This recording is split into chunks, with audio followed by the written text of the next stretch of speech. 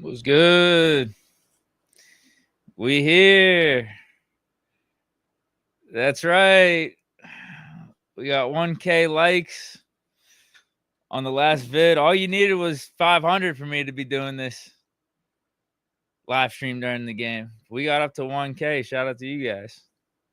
500. The 500 was done in like 2 hours. So I knew I wasn't too far off by asking for 750 for the first preseason game. I knew it could be done. As I said, it was just done haphazardly by me because the ask was made at the end of the video. And we were like a few hours away from kickoff whenever I dropped the vid. So, is what it is. Was good. How's everyone doing? Any bold predictions for this game? See, this is what I need to do. I need to up the standard now. I really do. I need to up the standard because it's a Thursday night, 7 o'clock. I could be out at the bars talking to some baddies. I'm here, though. I'm with you guys. 500 likes, got it done. So it's like we got options in life. So when we're talking about regular season, we might need to up the standard a little bit. We can't just be doing 500 again for the likes. Maybe 1K for week 1. I'm here, though. Listen, I'm not mad about it. I'm here. Don't make it seem like I would rather be out at the bar talking to some baddies. We're here. We're here. This is where we're meant to be watching this Steeler game. At the crib with the laptop, talking to you guys. Got the game, live stream, YouTube TV. That's right. That's right. I'm here. Priorities. I'm here over being out talking with the baddies. Priorities. Chose you guys over the baddies. 100%. 100%.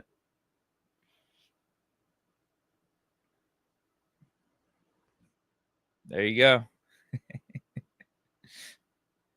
No more corporate. Well, yeah, but look, I got the polo on, though. I think what I mean by like going corporate, it's like the mentality or like the heart. I got too corporate because I think I look more corporate on the outside than ever.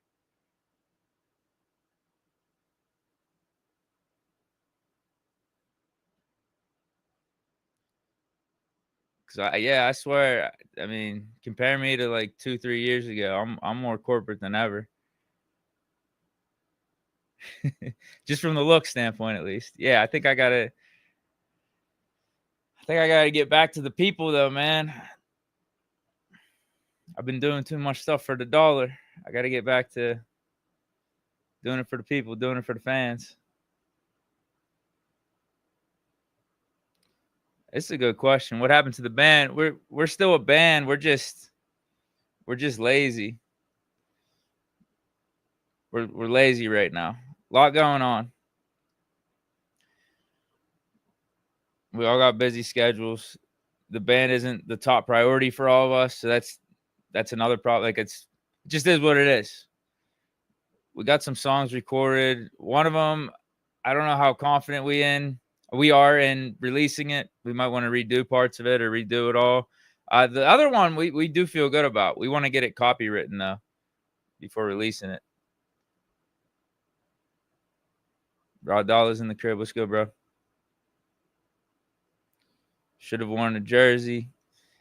It's in the blood, man. Born and raised Pittsburgh. Steeler fan for life. It's fair. That's fair.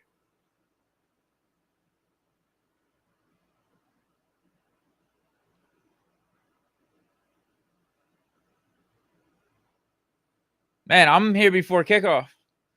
I've been waiting like the last 5 minutes for them to kick off.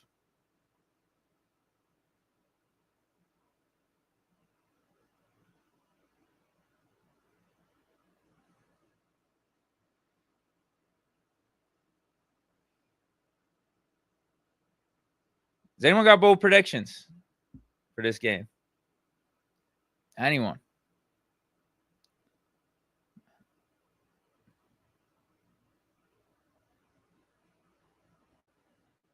Yeah, black and gold in the veins. That's what I mean. I wanted to wear the polo. Felt good about the polo. It's a nice fitting polo. 14-10 Steelers, low scoring game. I think Mason's gonna cook.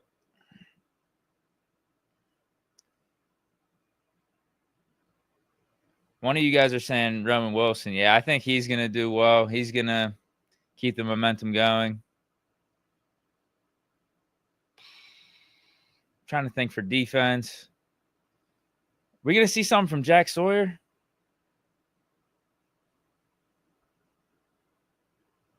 Drinks for mouse nose. So that's the thing.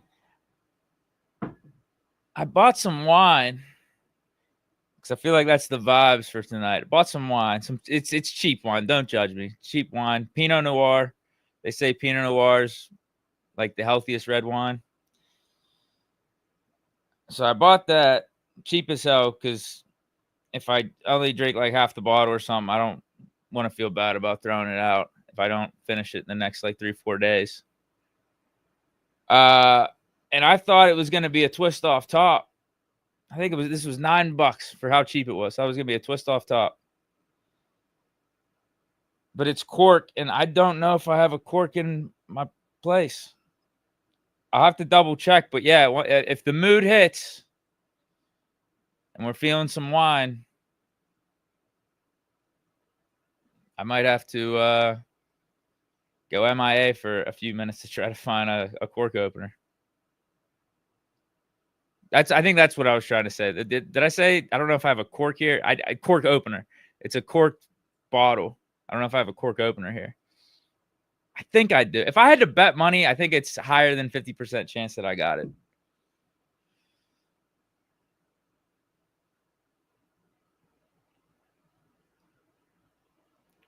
Corkscrew. Yeah, that's what I meant. That's what I meant. Dude, I did it a couple times last year. I was on a good kick last year of not drinking. I went, I think in the spring last year, I did, it was almost, I think it was 50 days. I did 50 days. And then I ended up, I don't know if I ever even told you guys this. I ended up playing a round of golf at Oakmont with my buddies. My one buddy was able to get us on with connects, and he asked me to play. It was awesome. So, yeah, had some cold ones there. You're at Oakmont playing golf, once in a lifetime type of thing. Hopefully it's not once in a lifetime for me. Hopefully I'm able to play it again. But it's like, yeah, you have some cold ones with the boys. So I broke that streak. I was on 50 days. I was feeling good. And then I think 2 other times I went for about a month. I went for another month in like end of July, August for football season. Then I did about 3 weeks in October. And then I went to the Pitt Clemson game and just, I wanted to drink a little for that. Who's in? Is that Caleb Johnson? Yeah, you know what, man? I got to apologize. I already did apologize to Caleb Johnson. No, that wasn't Caleb Johnson. That was Jalen Moore. But, yeah, maybe Caleb Johnson's going to have a big game because he was much better week 2.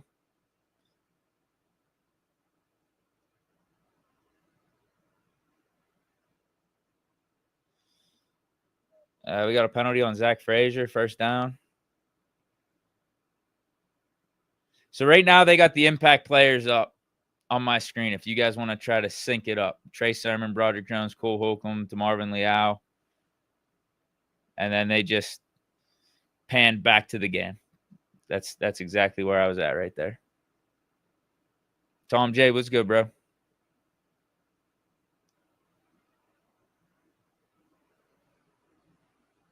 Mason, 1st and 20. What was that penalty even on with Frazier?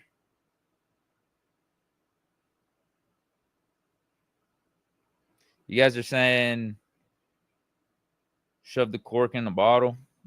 I've never done that before. I know it's a thing, so maybe I will.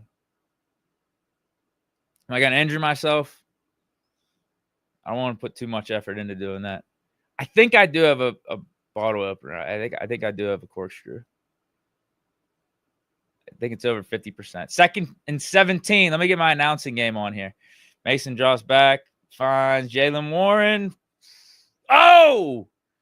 Fumble. We picked it up. Roman Wilson, though.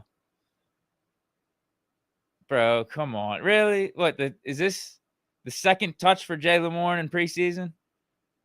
He's already fumbling it. Not good.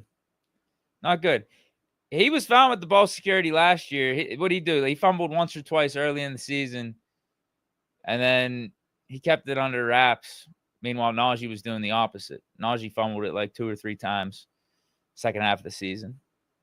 But not good. That's not good. Whoa. Can we throw a flag? Frymouth. There you go. I guess we shouldn't trade him for Terry McLaurin. All right, we got some starters in. Tomlin did say a bunch of them are going to be game time decision. Said he was hesitant on Sayamalu in the pregame. So Sayamalu's not out there. It looks like that. Is that Spencer Anderson? Ah, man, we might have got blessed on that one. I'm not even going to front.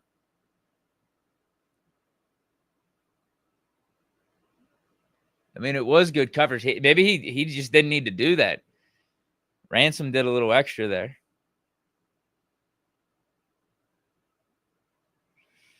All right, Mason under center, 1st and 10 after the penalty. Hands it off to Kenneth Gainwell. Runs to the left side of the line. Powers the way through for about a 4 or 5 yard gain. Listen, I made that Freiermuth McLaurin trade vid earlier today. And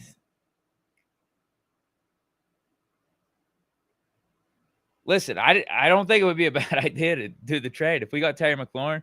Now, Muth and a 2nd-round pick is a premium. It's a little over what we want to pay. 2nd and 5, hand off to Gainwell again. Counters it to the left side, starts to the right, counters it to the left. Gets a nice 25-yard gain down the sideline.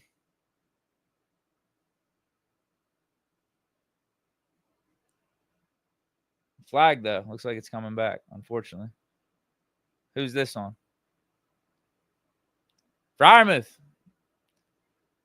Get his ass out of here. Definitely trade him. But what I was saying is, yeah, you don't want to give up Freiermuth and a 2nd-round pick for Terry McLaurin. You don't want to do that and have to pay Terry McLaurin. Like, I just think if the trade it's a fair deal. We got Omar Khan, though. Whenever he's doing trades, he's not trying to pay premium, so maybe it would be Muth and a 3rd-round pick, right? Optimally, that's what you would hope for. I'm just saying, it's not a trade to sneeze at. If that's what the Commanders would be willing to do, it's nothing to laugh at, nothing to scoff at. I think it makes our team better for this year. Giving up that 2nd-round pick, though, kind of sucks. And the fact that Muth, we still feel like there's some ceiling to his game. We feel like he could be getting better. But he's not as good as Terry McLaurin. Let's just be honest. He's not. And then we have other tight ends that can replace Muth if he's traded. Nice pass from Mason, though, to Lance McCutcheon for the 1st down. I told you Mason was going to cook today's game. Mason's playing good. Mason in the gun, 1st and 10. We're at midfield. Takes the snap, hands off to Jaylen Warren. He slips a little bit, and we lose 2 yards. Nothing going.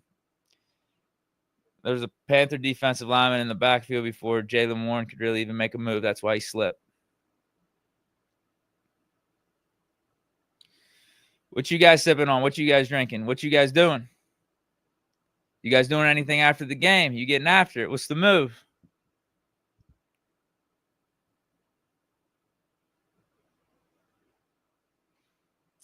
All right, 2nd 11. Mason with the stash in the gun.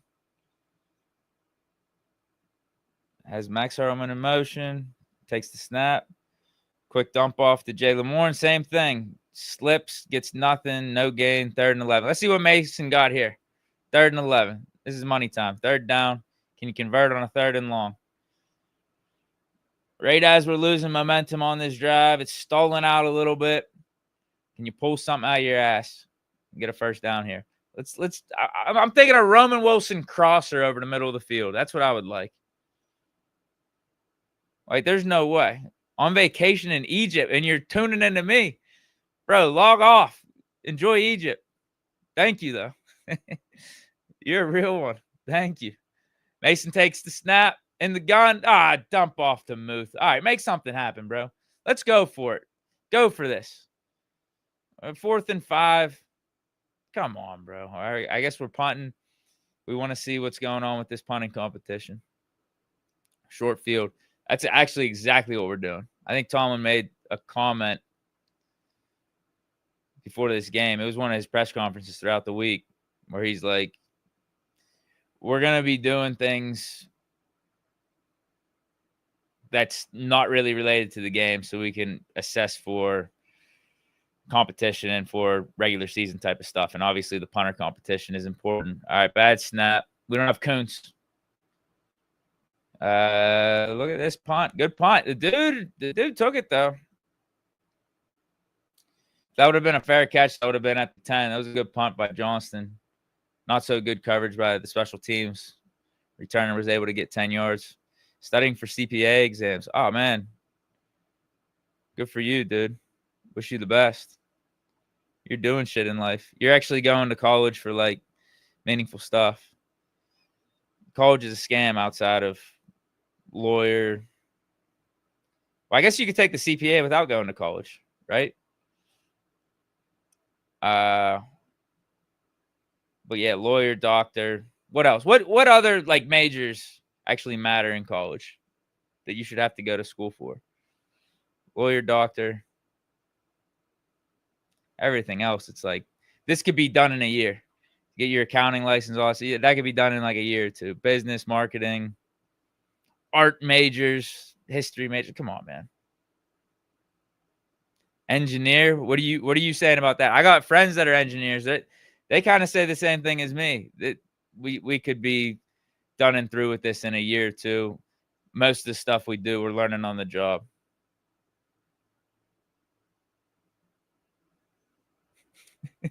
Deek shattering CPA dreams. No, I don't think I am. I'm telling him he's doing shit in life. I'm telling him way to go. Keep it up. Architect, Dr. Architect. I could see architect. I could see that. Got to go to school for that. But again, that's one of those things. Could the curriculum be sped up instead of however long you're going to architect school for? 4 years, 6 years? You probably know it all by 2.5 years. They're just milking our money. You actually have to have 150 college credits. Does that mean you graduate? You need 150 college credits to graduate. You get the degree anyway. Yeah, that sounds about right. You get your degree.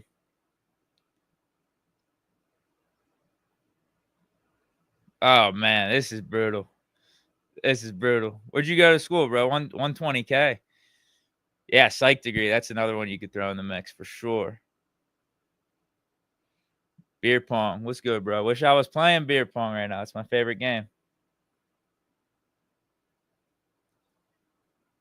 I'm either really good at it and, like, I'm on a tear. Oh, Jalen Ramsey. I'll hit, like, 5, 6 cups in a row, 7 cups in a row, just dominate a game. Or, like, I'm cold.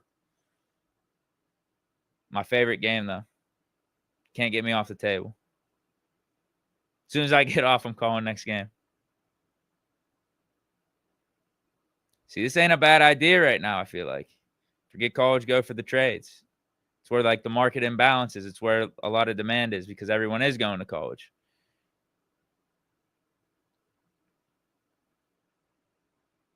Bethany College, WVU. Okay, I know where you're talking about. Slight Buzz. Slight Buzz. He's got to be on a Slight Buzz with that name. Okay, what just happened there? Another penalty on us. We got a lot of penalties to start this game. Is it 3 penalties already? So 1st and 5, short set of downs for the Panthers. We can't make a fucking tackle, and this guy was looking to take it to the crib there, but his speed didn't match his eyes. What's that saying? Whenever you're eating, It's like my eyes were too big for my stomach. I think his eyes, 23 for the Panthers, his eyes were too big for his feet and what his actual speed is, because he was looking at that end zone there. He definitely was. Chuck Clark, what the hell was that? What type of an attempt for a tackle was that? It's preseason though. You know what? It's preseason. We got to remember it's preseason.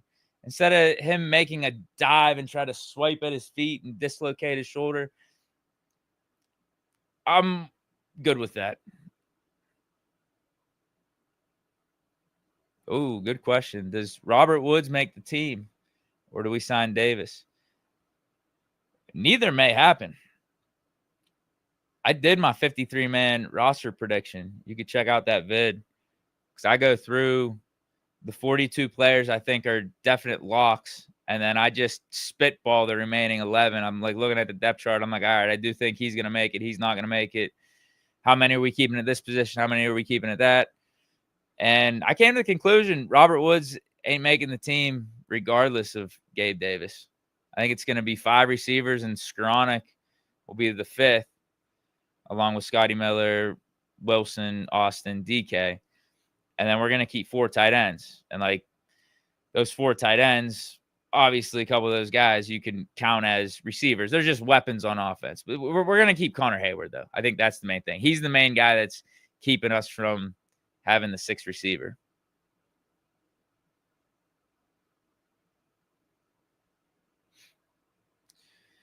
All right, they're in our zone, 1st and 10. It's a good little drive for the Panthers. Yeah, this is their Tuesday. Can we make a tackle, bro? See, this is why I don't even want these dudes out here for – that was JPJ, too. Did JPJ miss that tackle because it's JPJ and he'll miss tackles at times? Or was that because he's just hesitant and doesn't want to get hurt? If you're hesitant and you got to think about it, you just shouldn't even be out there. You know JPJ. You know Jalen Ramsey, Darius Slay. They got to be thinking about, I just got to make it to week 1. Got to make it to week 1. And you're going up against the Panthers 2s. Do they have any starters out there? Obviously, Bryce Young. But is there any legit receivers?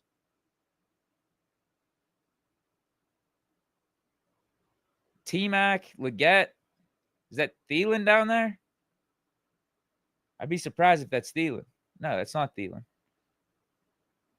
So what are we doing? All right. No. Okay. This is ridiculous. Another penalty. That's terrible. We're really throwing that flag, man. All right, they're showing the replay. Are they going to replay or let us know when the whistle was blown? Come on, bro. This is embarrassing.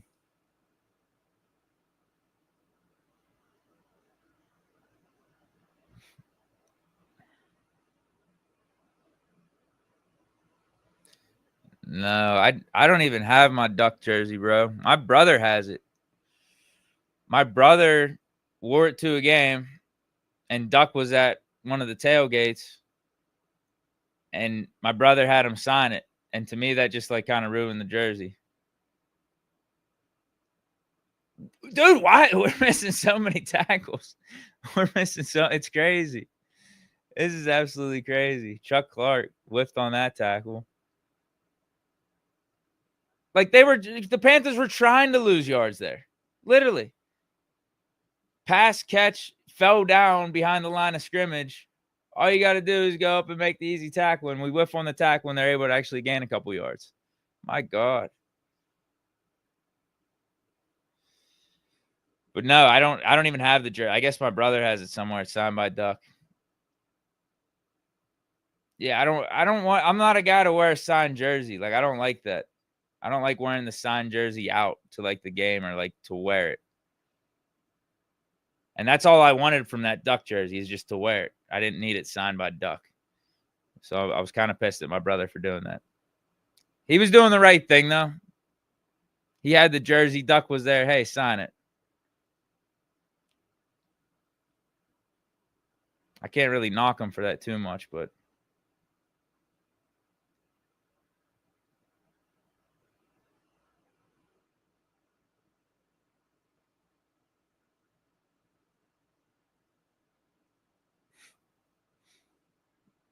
Yeah, pretty much. Okay, 3rd and 5. All right, we're getting off the field. Incomplete pass. Tried to dump it off to the running back. Who's their quarterback? He looks like Danny Dimes. I literally thought their quarterback was Danny Dimes. Plummer. Is this like Jake Plummer's son? I guess the timelines would add up. Like, how old is Jake Plummer? It could be his kid.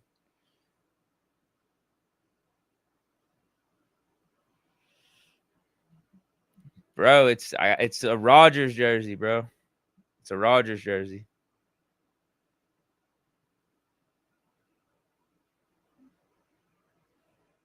I don't got anything, bro. I got some wine. That's all I got. Some wine. Let me know when I should crack it open. Well, because whenever we make that decision, I gotta leave and try to find my corkscrew, try to open it. You would think a $9 bottle of wine, it would be a twist off top. I think this is gonna be good though. They say, see, I might have went under the optimal value for price and quality of the wine.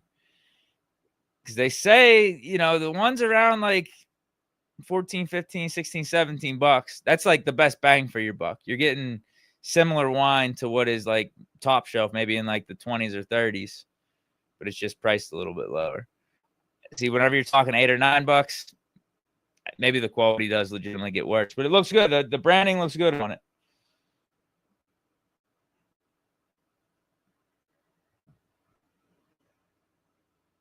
No relation to Jake Plummer. Okay. Box wine.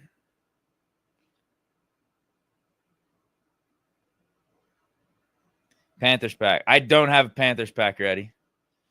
I can't even front either. For last week's vid, I didn't have the Buccaneers pack on me either. It's preseason, bro. But I did say in the post game, I was like, man, I said I was back. I had the pack in my pocket. Steelers ain't show up, though. Yeah, I lied on that. I didn't lie about the Kenny chance, though. I heard rumblings. There's people in my section. I heard some murmurs. Offense was struggling. They were saying it.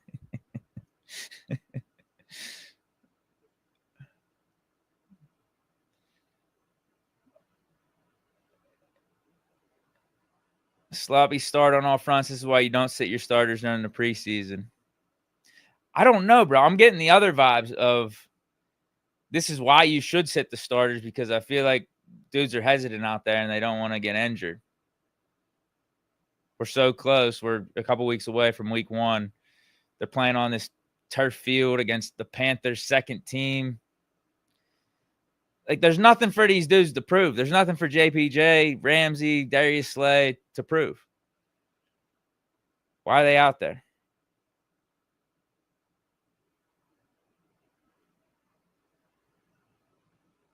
Yeah, I'm not smoking the pack. I'm not even going to front. I've smoked preseason packs in the past. I think I'm just getting too old. It's amateur hour. We'll wait till the regular season.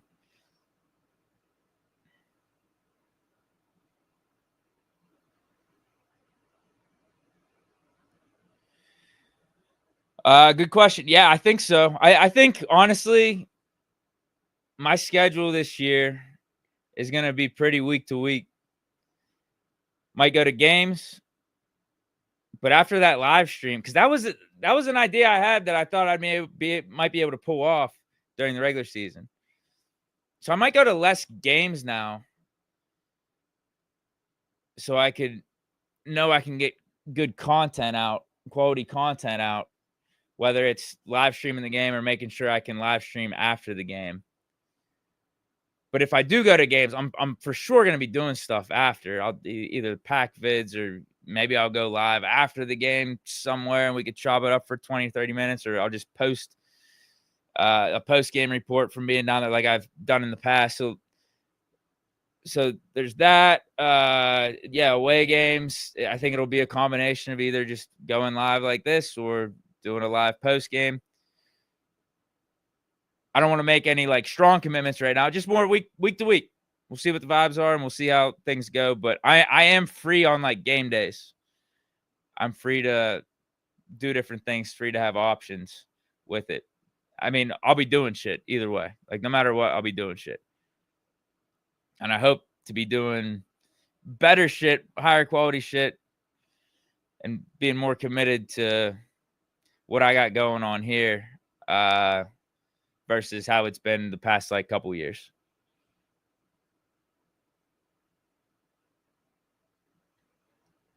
Rod Dahl is bringing up Madden. Yeah, I'm so on the fence on getting back to Madden. Maybe I could just do a stream at some point here soon. Doesn't mean I have to keep doing them, but it wouldn't be bad to at least try out the new Madden and do some gameplay. I just don't know, bro. I don't know. I don't know if I'll be able to commit to Madden content like I did in the past. I'm sure the theme team's great. I'm sure it is. I mean, got a lot of moving parts. Who's the best quarterback? Okay, now we got Corliss Waitman. And summary of the Steelers' drive on offense there. Shitty drive. Punting on 4th and 3. Corliss Waitman. Cam Johnson had a good punt.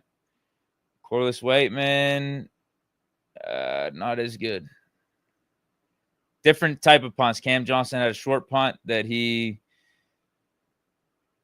had the return man catch within the 10, but then the return man gained another 10 yards on it. And then Waitman just short-legged a punt that he needed to boom. Went out at the 30. Good field position for the Panthers.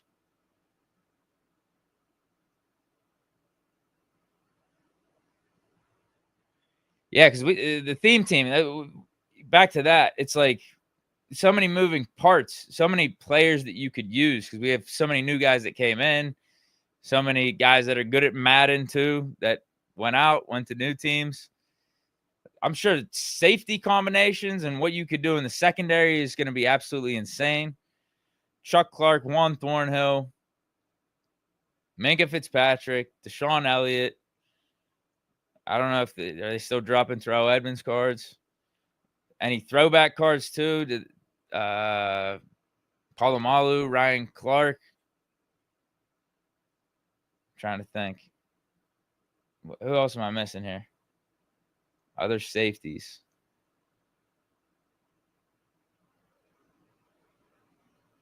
Yeah, I mean I just listed off 7 names right there though. Probably a couple more. I feel like that's the most important position on defense, safety.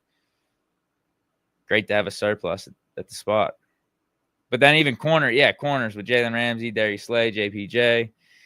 You know, we got our legend cornerbacks too, Mel Blount, Rod Woodson. Guys that we lost. I'm trying to think. Corners we've lost. Well, you could even, I don't know, were they going to do a Pat P card? Pat P like legend card? We lost Dante Jackson, but you could use him in the theme team. Keller Witherspoon. Carnell Lake. I'm seeing Pete the Penguins Ghost bring up.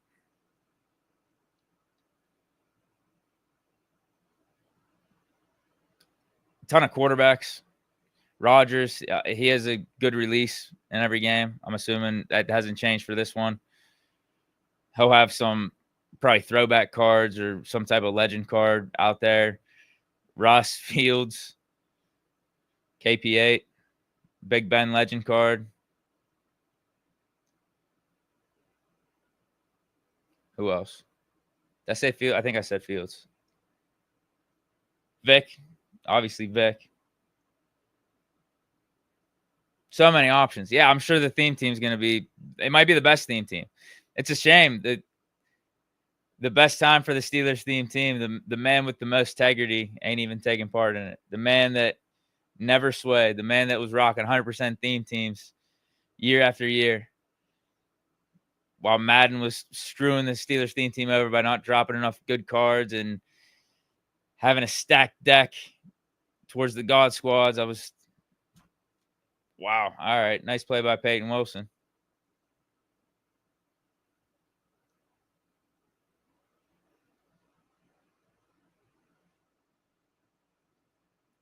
Spillane got a good card at the moment. Yeah, they randomly do drop good cards for him.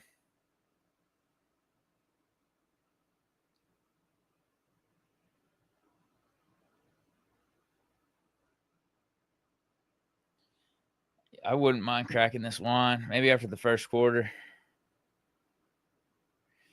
All right, 2nd and 10.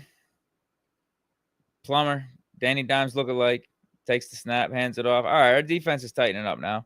Seeing Loudermilk out there, Marvin Leal, Derek Harmon, Keanu Benton. Starters are out. 2-6, Eccles is in. Chuck Clark's still in. Malik Harrison. So we got kind of basically the guys we've been seeing the first 2 preseason games open for us on defense. Good. That's, yeah. It's exactly what you want. Seems like the first teamers, the real first teamers, the starters, got out of here. No injuries. Haven't heard anything from Pompiani. 3rd and 9. Plummer throws one 10 yards over the head of his intended target.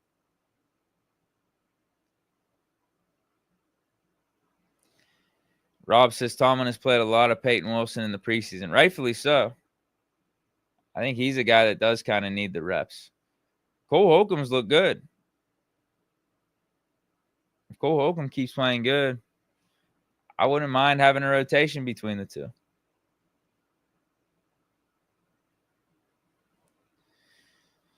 Fourth and 9. Carolina's punting.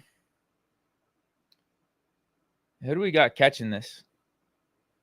That was an interesting catch. He made that look harder than what it needed to be. Who is that? 85.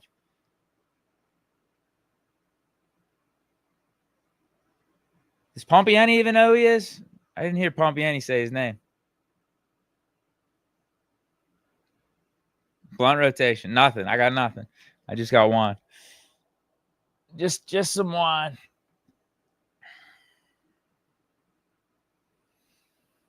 My bad. Yeah, so some of you guys probably actually do tune in for me to give you the play-by-play, and half the time I'm rambling about something completely unrelated to the game or rambling about Steeler takes, but that doesn't help you for actually trying to get the live insight.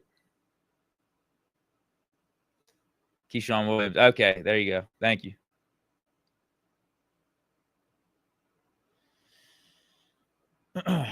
Man, I'm really leaning back in this chair. I had to switch my chairs.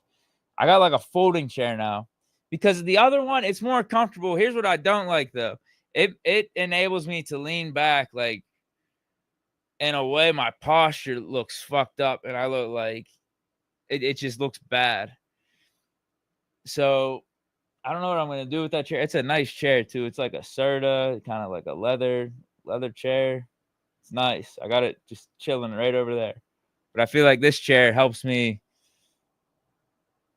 Not now, but when, let's say I'm doing the Big Deke News, I'm recording videos. I can like sit up, like, you know what I mean? It looks more, I don't want to say professional. That's not exactly what I'm going for 100%, but like, well, maybe I am. Look, I guess actions speak louder than words. Look at my fucking polo. Look at my polo. Yeah, I guess I am trying to go for the professional look, even though I'm kind of not. Just trying to better myself a little bit, guys. That's all. I know people miss the old Deke. I do too, but that wasn't a sustainable lifestyle. It wasn't a sustainable look for me. This is actually what I've looked like the majority of my life, honestly. This is what I've actually looked like. So for you guys, it's like this new version of me or this new look Deke. It's actually what I've looked like for almost all of it. The old Deke was a phase for a couple of years. COVID had the glasses. It was just different.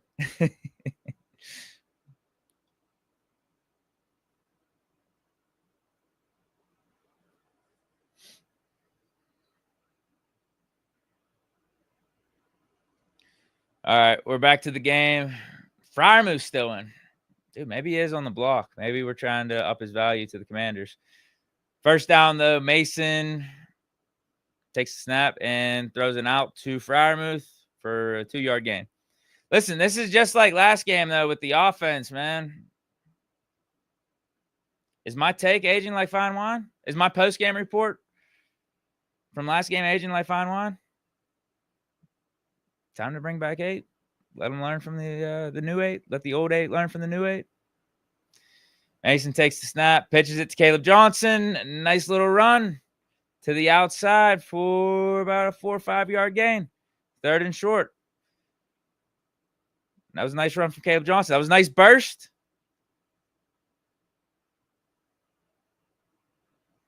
We already got to see Kenny Gainwell. We got to see Jalen Warren. Caleb Johnson didn't look slower than either of those two with that run. And obviously, Caleb Johnson has a bigger frame than them.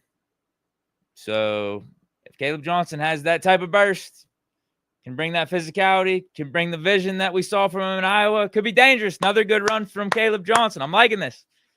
I'm liking this.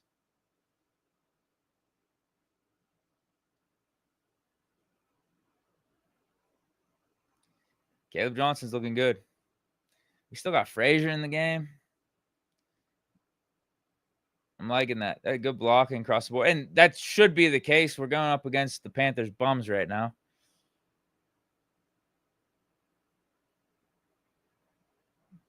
So if you want to be a party pooper, you could say we got our first team O-line out there outside of Sayamalu. We still got Freiermuth out there. We basically got everything first team out there except Rodgers and the receivers. Oh, here we go. The first money comment of the day. The first cash comment. Yeah, what do we want to call these super chats? That cash comment. Deke money. I don't know. I think we got to change it from super chat. Cash comment. We got some Deke money in the building. We could workshop it. Caleb Cooldo says, do you think if Donald Parham would have stayed healthy, we would have traded Muth for Terry? No. Straight up, maybe. No, but not the proposed trade that's been thrown out there. Muth and a 2nd-round pick. According to Filipponi, the Steelers scoffed at the idea. The Commanders came to the Steelers with the trade proposal, and the Steelers laughed at it. I don't think we should have been laughing. Not doing it's one thing. There's a great case to not do it, giving up the 2nd-round pick for next year and having to pay McLaurin the contract on top of giving up the assets to get him, and he's 30. Like, there's a case not to do it, for sure. It does make our team better, I think, this year, though. I do. But just because it does that, does that mean you make the trade? Because there's a lot of trades you could do that are going to make your team better this year. Like, we could give up a 1st and a 2nd-round pick and get X player. It's going to help us this year. But do you do it? Do you give up those prime assets, those prime draft picks for the 2026 draft to do it? That's the balance of being a GM. That's the balance of trying to win now, but also build for the future. Deke the Balloons. Oh, my God. That's pretty funny. That's pretty good. That's actually pretty good. Deke the Balloons. No way. Look at this. We got a Deke the Balloon. A 10 spot. And Alexander Hamilton here. Thanks, bro. Appreciate it. He's got the Leo DiCaprio meme from Once Upon a Time in Hollywood as his profile pic. That's a great movie. I really like that movie. Mason, what the hell? Guys, I wasn't messing around. I wasn't messing. You guys thought I was drunk. You guys thought I was just spewing nonsense last week about bringing back 8. Come on, bro. What is it? This isn't the Mason I know. This isn't the Mason I remember. Oh, my God. This is looking like the old Mason. We don't like the old Mason. We like the old Deke. We don't like the old Mason. We like the new Mason. Guys. Yo, thanks, Dad. See, you guys thought I was drunk. You thought I was spewing nonsense. Are we properly equipped behind Aaron Rodgers?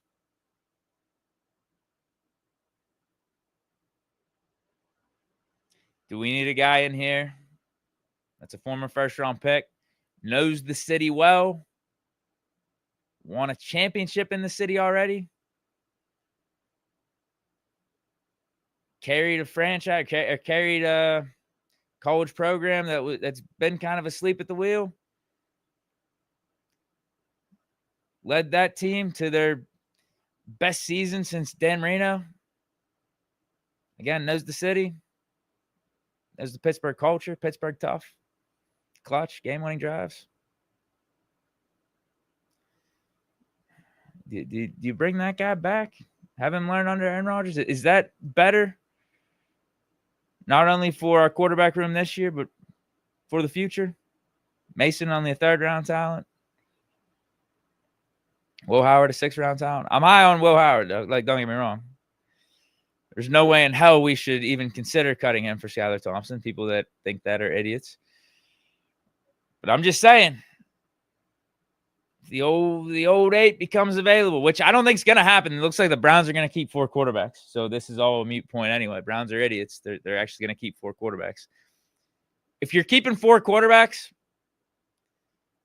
and those 4 quarterbacks are Joe Flacco, Kenny Pickett, Shedeur Sanders, holy hell, that was a nice play by us, but I would say luckier play by Plummer, the Panthers quarterback. That was just lucky. I can't even give him credit for that. I was going to say good play by us, better play by him, but that was just pure luck. That wasn't – come on, bro. A little pump fake. It wasn't even a real pump fake. That wasn't a Big Ben pump fake. Yeah, Browns are going to keep those 4 quarterbacks, all 4 of them, which tells me you're not serious about winning for the 2025 season. You're not serious about winning at all because they have that third quarterback emergency rule and all. It's crazy to keep 4 quarterbacks. And what's funny is Myles Garrett said that he's trying to win. He's very much in win now mode. Wants to try to win a Super Bowl. Sick of being wasted away in Cleveland. And what does he do? He goes right back to Cleveland. Obviously, he wasn't concerned that much about trying to win actual football games and trying to make the playoffs. Clearly, he wasn't concerned. The press release that he dropped requesting the trade was just a straight-up lie because Browns just upped their contract offer to $40 million, and he was right back to Cleveland. And you see what the Browns are up to with their quarterback position. And I remember Myles Garrett was asked about it. They said, man, what made you want to sign back in Cleveland? Did the Browns tell you what their plan is at quarterback, and how confident are you in it? And he said, yeah, they did, and I love it. He's like, I have so much faith in it. You're going to have to wait and see. Okay. They got Shedeur, Dylan Gabriel, Flacco, and Pickett. They're all sharing snaps. All of them have been hurt this offseason. That's their grand plan to win games this year. All right, we got Panthers taking a snap. 3rd and 6. What the hell?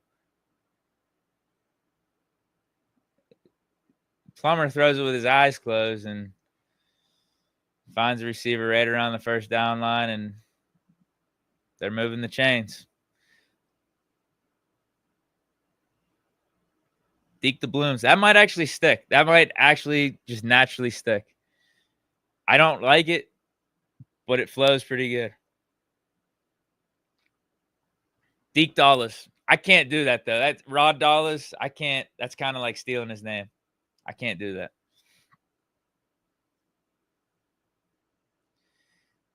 Yeah, I have lost weight. Yeah, I'm just getting, like I said earlier, I'm just getting back to kind of like what I've normally looked like. I've been focusing on my health a little bit. I have been, yeah. That is something, again, for the majority of my life, I've tried to, I don't want to say prioritize, but I've always tried to eat good and, stay in shape.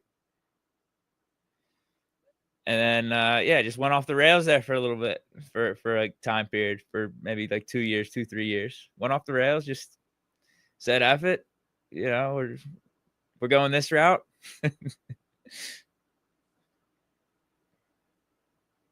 Raw Dollars is saying I could use it. I think this is an empty offer. It's hard to get like the subtext through typing, or through text. It's hard to get like the actual feel and like the nuance of how you're saying this, but I'm getting the gist that this is an empty offer. You don't actually want me to do it. I don't blame you. I don't. You're just saying the right thing. You're doing like the Tomlin thing. You're doing the thing that quarterbacks say at the press conference. You're saying the cliches. You're saying the right thing because you don't want to have any controversy. But like deep down, I don't think you want me to take Deke dollars. I can't do it.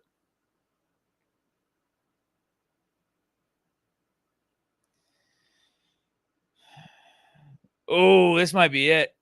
Rob says, I'm so confused how Corey Trice is never healthy. I don't think it's confusing. I think that's just how it is with him. He's injury prone. That's even going back to Purdue. That's going back into college. Had an ACL injury. Deke De Niro. I like that. I do like that.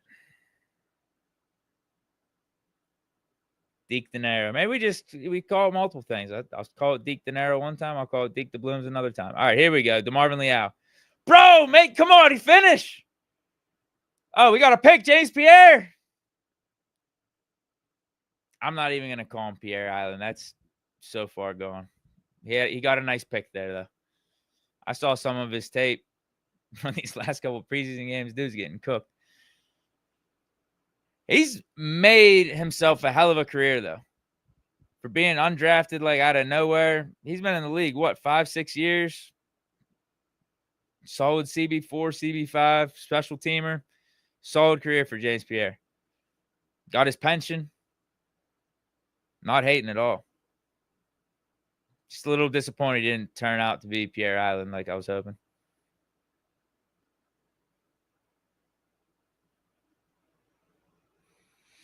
I feel you. It's like you see black and gold on the TV. At least be doing more positive things than negative things. It doesn't matter, but if you're going to be on the field, if I'm going to see Steeler jerseys and Steeler players on TV, I'd rather it be good than bad. I'm with you. I think I had that take last preseason because we looked like shit last preseason. Ooh, Deke though. I like that. That might be it. Deke though, Deke De Blooms, and Deke De Niro. Hell yeah. We got some good ones. We got some really Deke though. That's wow. That might be the best one. No joke. All right, what do we cracking this wine? I'm thinking about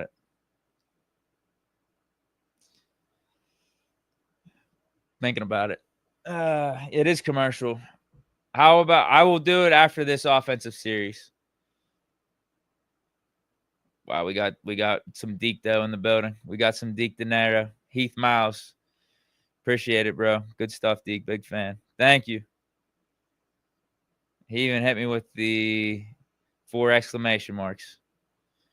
No, you got to be a big fan then.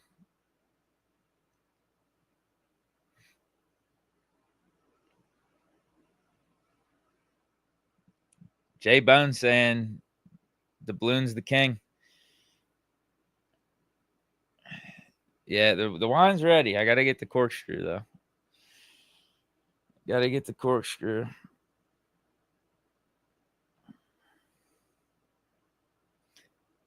That was a nice pick by Pierre. DeMarvin Leal, though, wasn't that him on the other play that was right at the quarterback and he dodged him with the pump fakes? That was 2 nice plays by DeMarvin Leal, unless it was someone else.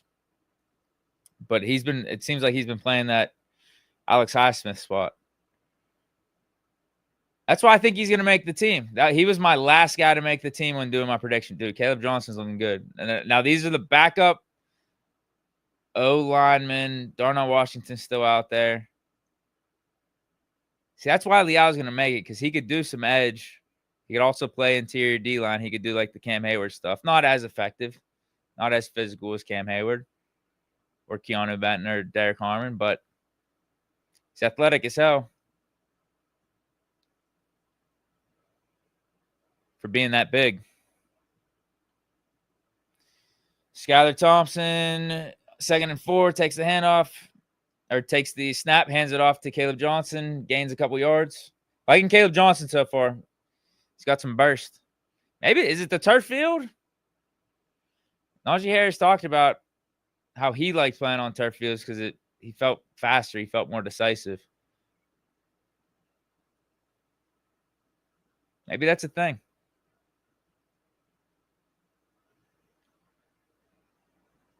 All right, Skylar Thompson in the gun. Connor Hayward motions. Caleb Johnson in the backfield. We're in a bunch formation. Thompson takes the snap. No, that wasn't Caleb Johnson. That was Trey Sermon in there. But Skylar Thompson finds the open man, middle of the field. Keyshawn Williams on a hook route. Catches it and takes it for an extra, 5, 6, 7 yard gain after the catch. Up the middle of the field. No, this is what I mean, bro. Derek Harmon down. Now, listen, he was going to get preseason snaps. He wasn't a guy that was on the fence or anything.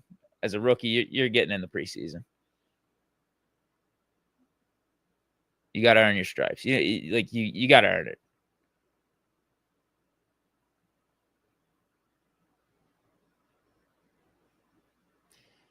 He looks down bad. Towel over the head. Skylar Thompson. If anything, we're cutting Mason right now. If you're talking about keeping Skylar Thompson. Damn. He's looking good. These are wide open. How much credit do we want to actually give him?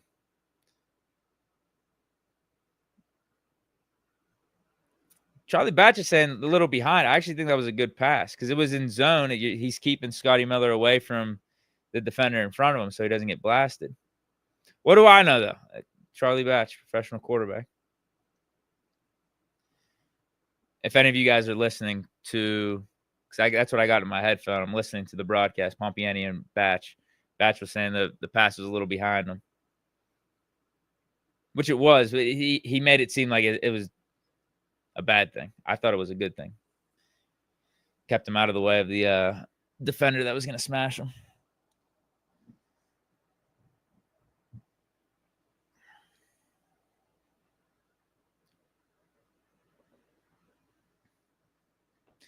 I'm with you. Here's what I'll say. I'm with you. I think Skylar Thompson's terrible. But he's played good in the preseason. I can at least give him that credit. He hasn't sucked in preseason. He's played good in preseason. Skylar Thompson handoff. We are in the Panthers zone. We're only down 3-0. I would have guessed, if you probably look at time of possession, yards, missed tackles, sloppiness, I would guess we were down either 10-0 or 14-0. But we're only down 3-0, and we have the ball in their zone. Chance to actually go up in this game. 3rd and 7. Yeah, Derek Harmon got injured.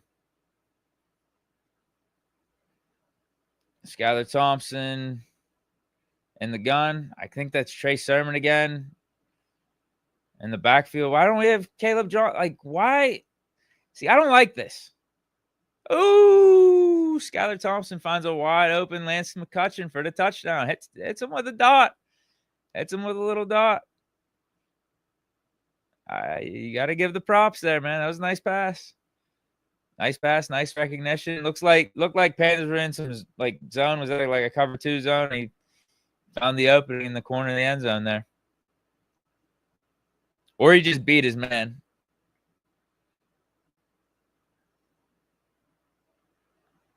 If he, I don't know. Maybe that was a match or something. I don't know. Who knows? He clearly botched the side. He fell for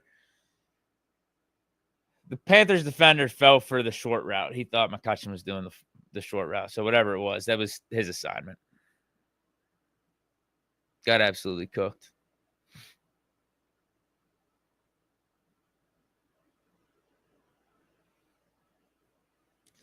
Yeah, what are we doing with Skylar Thompson here? We trade him. That's what we do. We trade him. All right, let me go. I'm going to go try to get this wine going. I think I'm ready. Nothing crazy tonight. Just maybe a glass of wine or two.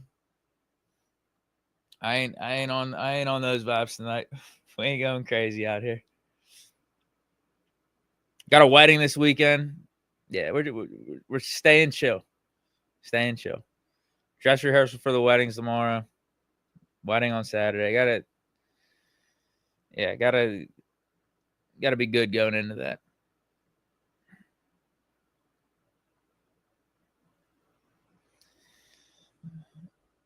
All I'm saying is this. He could sit behind Aaron Rodgers this year. Sit behind Aaron Rodgers. Mason hasn't been doing as good as I thought in these preseason games. Skylar Thompson, as much as we can give him credit for these preseason performances, he's fool's gold. Will Howard's banged up. Why not bring a guy back that knows the city, familiar with Pittsburgh's winning culture, won a championship in the city, an ACC championship. That's what it takes to win. First-round talent, game-winning drives. While he was in the NFL, while he was playing for the Steelers, clutch factor. Why not have that guy learn behind Aaron Rodgers for a year? That's all I'm saying. You guys thought the take was too far of a stretch last weekend. It wasn't. It absolutely wasn't. Who would you rather have, Kenny Pickett or Skylar Thompson, start game for your life this year? Game for your life. Life is on the line. With this team, the whole team stays the same. Who would you rather have at quarterback? Kenny Pickett or Skylar Thompson? You guys are crazy. You guys are insane for saying Skylar Thompson. Have you guys watched him play in the regular season? He's terrible. He's god-awful. He's terrible, bro. Kenny Pickett, winning record. Kenny Pickett, game-winning drives. Kenny Pickett, clutch. Come on. You guys are lying that are saying Skylar Thompson. You just hate Kenny. You got to be lying.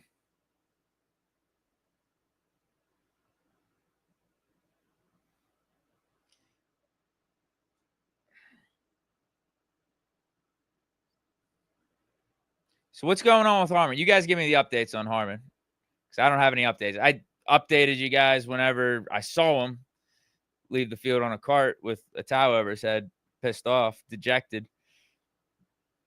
But I don't know any details or updates they're throwing out there on Twitter of what the injury could be.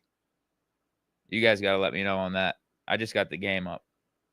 That's too much for me. I still haven't even got the wine bottle open. You guys are expecting me to go on Twitter, check out Derek Harmon, watch the game, get the wine. No. Derek Harmon's injured. That's all we need to know right now. Nothing's going to change that. But if you guys could bring the updates, I'd appreciate that. And the rest of the chat would appreciate that too. Look like ACL? No, come on, bro.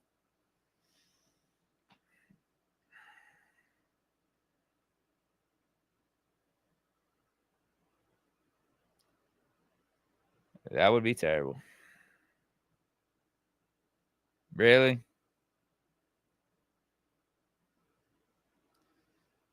That would be like atrocious. Oh, God. Carolina moving into our zone. Number 83, receiver, takes a little jet sweep for about 20 yards. Are you guys just saying ACL? Because negativity sells? Are you guys being legit? Did it look like ACL? Because there are some injuries you could just see it and you know. Like the Achilles we've become very familiar with after the Aaron Rodgers thing. All you got to do is see the slow motion replay of someone getting the Achilles. You just know it. You don't even need to see the reports. You guys are saying no updates. Damn. That would be awful. I think that would be terrible. Nothing we can't overcome, but that would be terrible. What was the thing that was our Achilles heel at the end of last season? Actually, everything was our Achilles heel at the end of last season. Offense was fucking trash. Defense, though, the surprising weakness was the defense getting absolutely ran through in that Ravens game. So we knew one of our first orders of business this offseason was take care of the defensive line, take care of the front seven, get run stoppers in there. And investing our first-round pick in Derek Harmon was a part of that. So this would be bad. This would be bad. This would suck. That's your first-round pick, man. You're taking that guy, expecting him to play.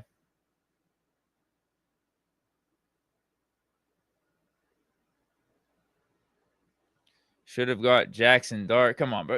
With him, even with him, it's just the preseason. I get why you could talk yourself into Jackson Dart. The talent's there. The dude has the arm talent. Dude was good at Ole Miss. Dude put up numbers. There's no doubt about it.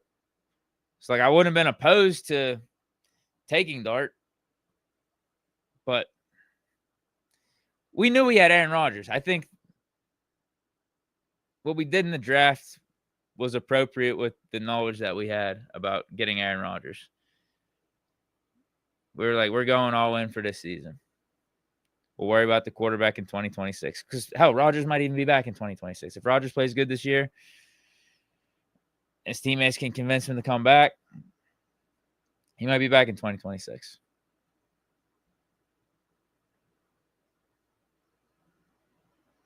So I like the strategy. I do. Who was that? Aquale that just got ran over. Jeez, how is that even possible?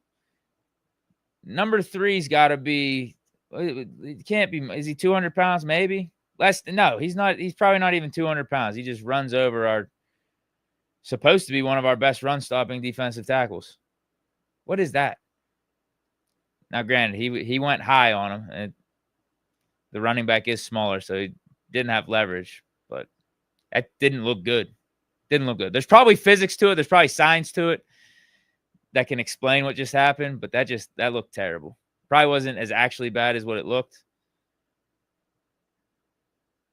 We can't make a freaking tackle. We can't make a tackle. Can't make a tackle.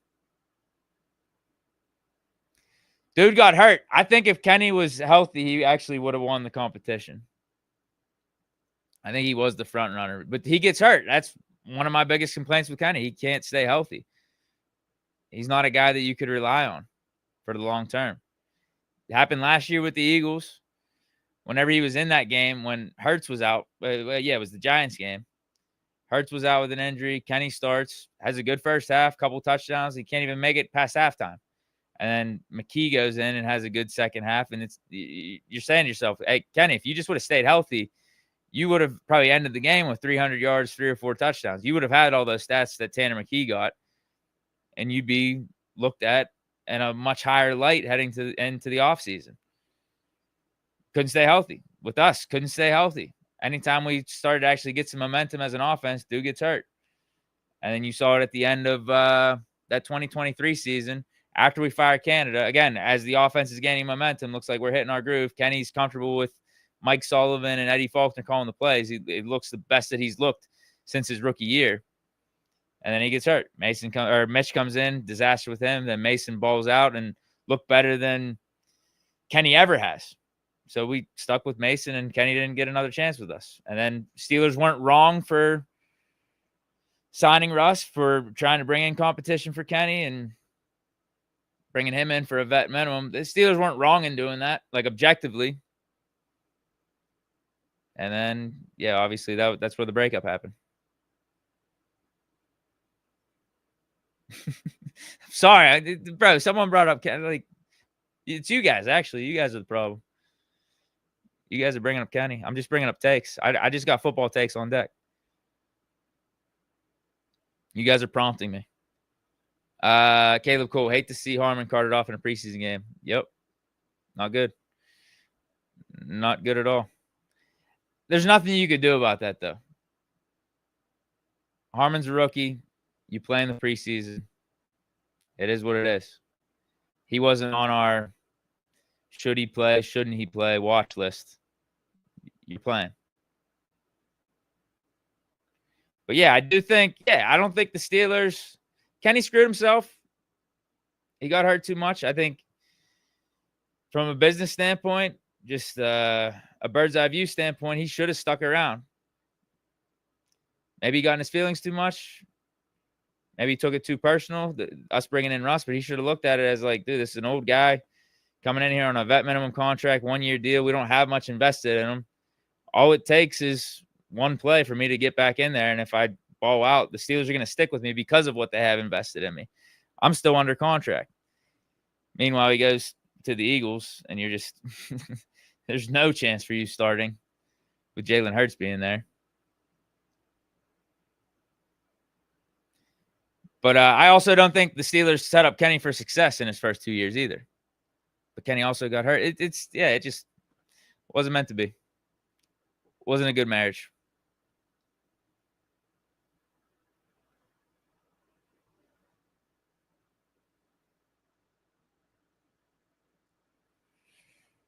All right. Steelers up 7-3. Coming off the 2-minute warning. I still don't have all right. Halftime is going to be perfect. I said I was going to crack open this wine like how long ago? Probably 30 minutes ago. I was going to have some of it. I had steak earlier. Steak, potatoes, a little bit of wine with that would have been nice.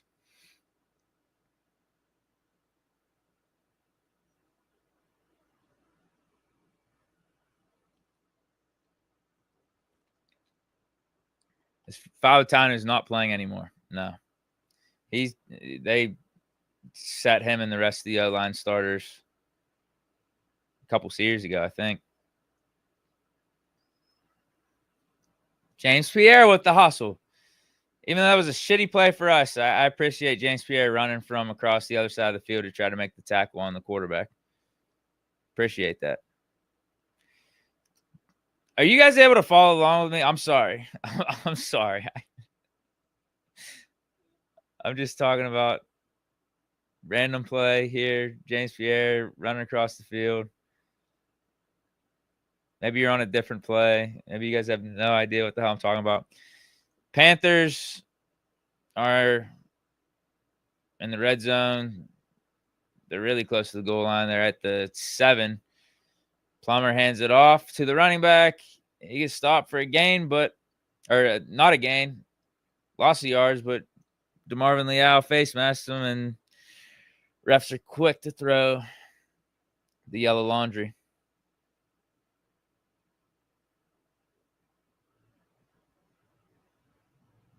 Oh, my. I don't even think I have liquor here. I'll be honest. I don't. This could be a slippery slope. I can't be that guy. I can't be that guy. Just drinking for money. I can't do it. Make me feel gross. Make me feel filthy. You just got to drink from your heart. I guess drink for the love of the game. Drink because you want to, not because someone's paying you. It could be a slippery slope. I might open up Pandora's box with that one. I could have some more Deke doubloons though. I could definitely be racking up Deke dinero by starting that precedent.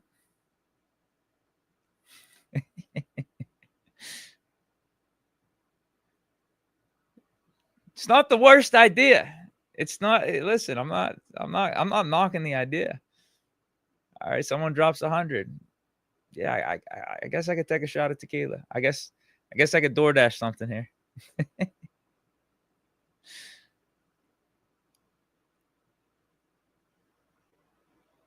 I guess you could look at it like that. Yeah, someone's just buying me a drink virtually.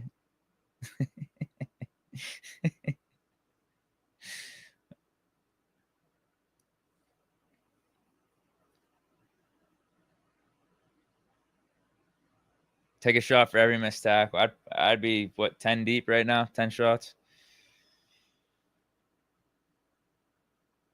$20 per shot of Everclear. I don't know. I might need more than that.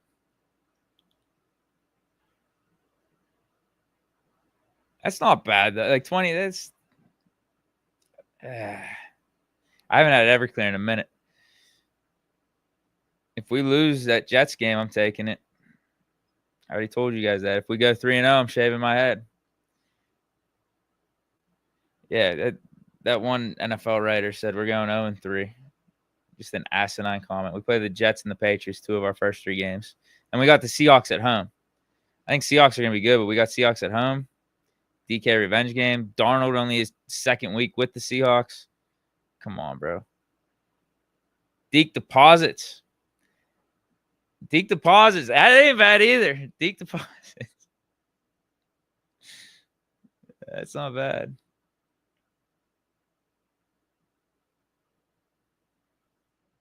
Get the Clippers ready 3-0. No, I said 0-3. If we just win one game out of the first 3, I'm fine. 0-3. I'll shave my head. I think it was a Sports Illustrated writer. He basically predicted every game for every team. Went each team's schedule, every game, win-loss record, and he has us going 0-3 to start. I think he had us finishing 9-8.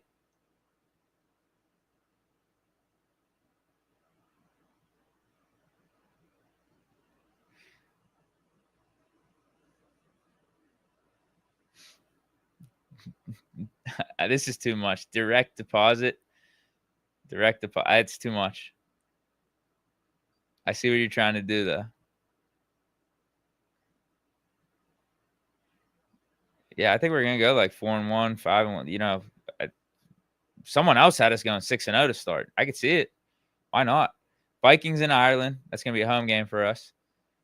JJ McCarthy. That'll only be his 4th start in the league at that point.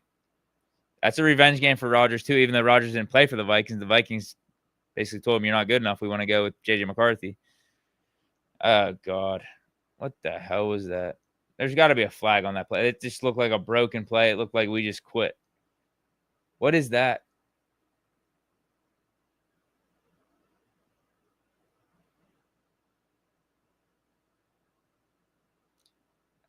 Just miscommunication. He thought he was passing him off to Castro. Yep. There you go. Passed him off. Castro took another guy. That's the result you get.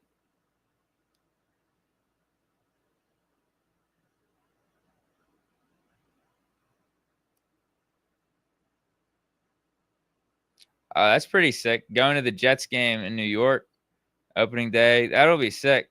The Rodgers revenge factor. We're going up against former Flame Justin Fields. Yeah, it's a terrible game. It's a bad game. Playing god awful. Luckily, we're at this point that not a lot of these guys on the field should be actually having any impact. There are going to be guys that make the team, but like if it is James Pierre, we're not expecting him to actually be on the field that often. Even a Jack Sawyer. We all like Jack Sawyer, but how many snaps is he really going to get throughout the course of the season? We hope he earns some snaps, though. I was saying that when we drafted him. Like, hopefully he could be a little rotational guy, give Herbig, Highsmith, and TJ a breather, give us some high energy out there. I don't feel like he's been doing jack shit, though.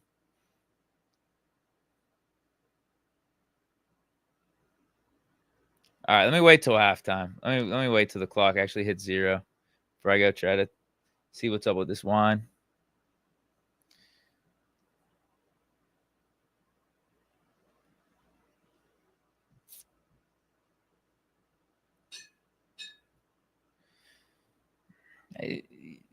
There's just not much to take away from this, though. Yeah, we look like shit, but this doesn't change my opinion at all for week 1 of the regular season. We haven't even seen Aaron Rodgers. We haven't seen like 5 or 6 starters legitimately, and some of the guys we have seen, it's like Jalen Ramsey and Darius Slay, Jalen Warren. We've seen them for a series. That's it. And I'm telling you, those cornerbacks like JPJ, Slay, Ramsey, they look tentative out there. They look like they were more worried about getting injured versus actually making plays, which tells me they shouldn't have even been out there to begin with. I don't know. What did I do last year? I think I just kept talking. Because I did these streams. I did these streams for what? Like 4 or 5 games last year, right? Like kind of the middle of the season. I think I just kept talking. I didn't really have like a halftime show or anything. But we're going to go get some wine. That's what we're doing for this halftime. I'm going to see if that's the whole thing. If you guys are just tuning in right now, the whole storyline is I bought some cheap wine. Thought that it was going to be a twist off cap, but it's actually a quart, and I don't know if I have a corkscrew in my crib. So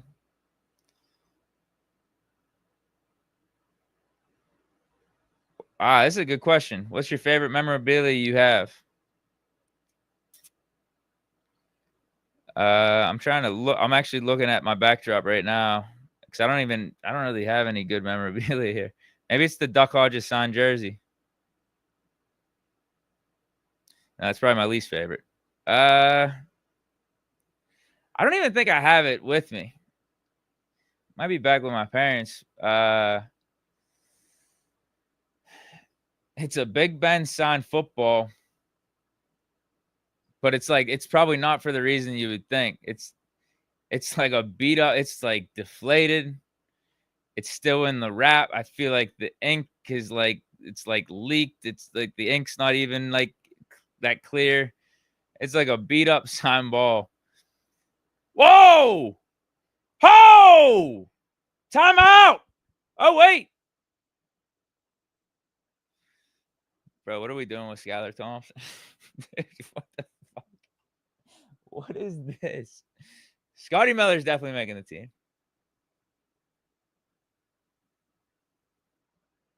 What are they like? What are they doing? I guess they were trying to do a cover 3, and the middle safety just that had to have been a cover 3. Listen, I play Madden. I can make sense of these formations. I think that was a cover 3. That's the type of throw I would make it in a cover 3. Send a streak down there. Middle safety just sucks, I guess. I don't know. The safety and the cornerback just not that good. Not fast enough to make up for them being lackadaisical out there.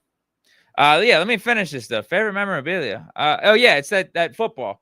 It was won in like an auction. It was like Ben's rookie year, second year, something. My dad wanted it in an auction in one of those like celebrity basketball games. So like it wasn't even like I got Ben to sign the football or like there's any like real backstory for it. It's just it was won in a raffle in one of those celebrity basketball games. And I don't even know if it's technically mine. It's just always been, I guess it was mine, just been kept at my parents' house like growing up and like in the garage, like, you know what I mean? It's not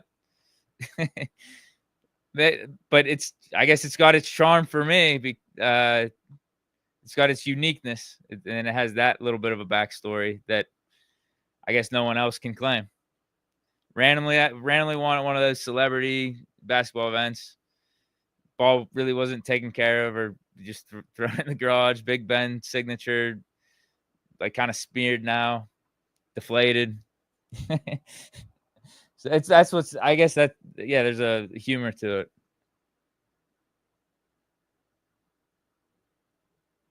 Yeah, if you were to ask me if I could have that ball, or like a legit signed Big Ben ball, like good shape, I even like propped up or something on a stand, like a trophy case or something like that, I'd take that ball just because, yeah, I guess the memories or the meaning it has to me from back in the day. Yeah, less about Big Ben, but just like, my dad wanted it, gave it to me, or like, it's kind of like family Big Ben signed ball just randomly in the garage. No one cared about like too much, but Mason lost his spot. Come on. Yeah, I think that would be it. You know what? I have a Lemieux signed jersey, like personalized Lemieux signed jersey. That's a good one. That's framed. It'd be between those two. The Big Ben, the Big Ben shitter ball and like the Lemieux framed jersey. I'm trying to think anything else that I could be missing. Big shout out to who was it from the podcast? I think it was 828 Style who sent me those custom Big Ben and Kenny Pickett Jordan 1s. Actually, I should get I got to go grab those. I don't have them on me. I should get those and put them in the backdrop cuz those were sick. Pete the Penguin's ghost. This is pretty good. Actually, this is pretty good. Damn, this is pretty good. Wow, is this one the best? Go deke me. No, actually, I don't like that.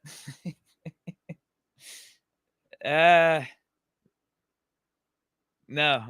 No, I think it's a good attempt. No, I don't think it beats the other one. No, I don't like it. No, Deke the Narrow, Deke the Bloom. What was the other one? Deke though. I think those beat that. Thank you though. Thank you for the $9.99, the 10 spot.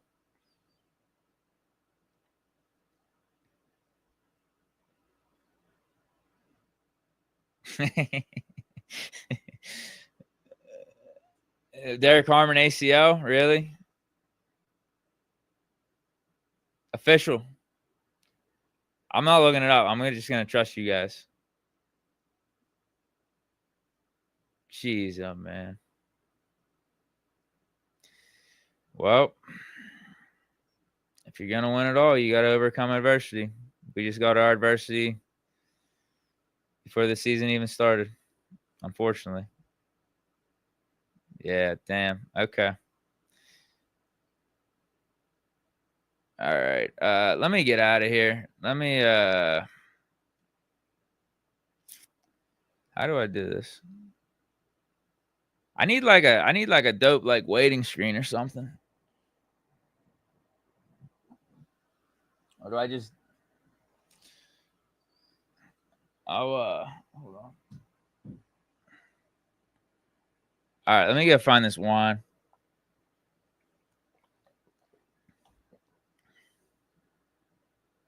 Torn MCL? MCL, you can come back. I'm seeing mixed reports from you guys in the chat right now.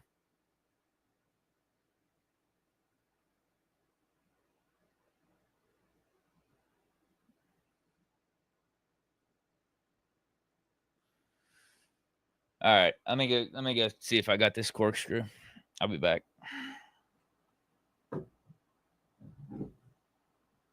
Oh my.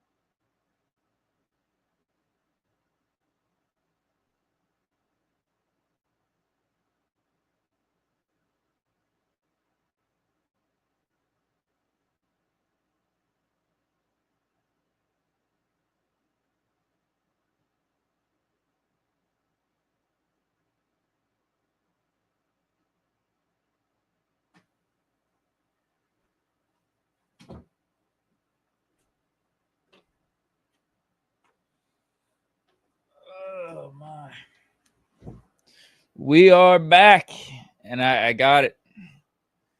Had the corkscrew. Yeah, I'm an idiot for not thinking I didn't have it. Honestly, yeah. As soon as I open up the drawer, I'm like, yeah, I remember that.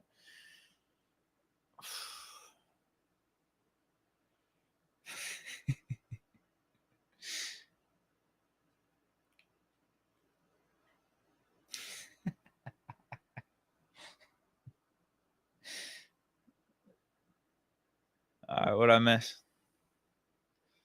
You guys are just saying knee injury. Man, nice still early though.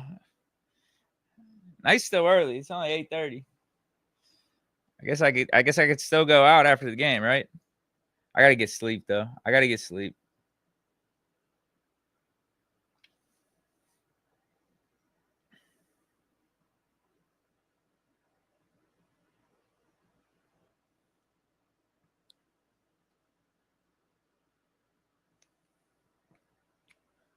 What are you saying? You want me to chug the bottle? Chug the wine?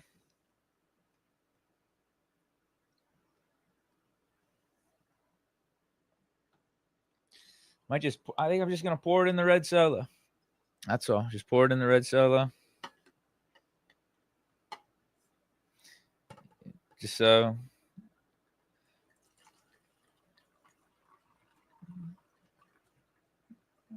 That's good. That's good for now. I think the red solo is just a good. It's just a good aesthetic, man. I feel like it's good. $8, but that's good. That's solid. That's quality. I'm not a wine snob. This would probably even be better with ice. Throw some ice in it.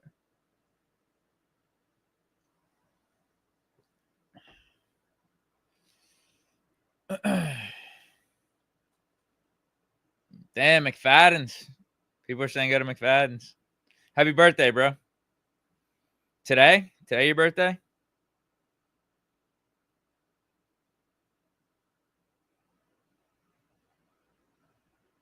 Some ops. Who's in the chat? What do you mean?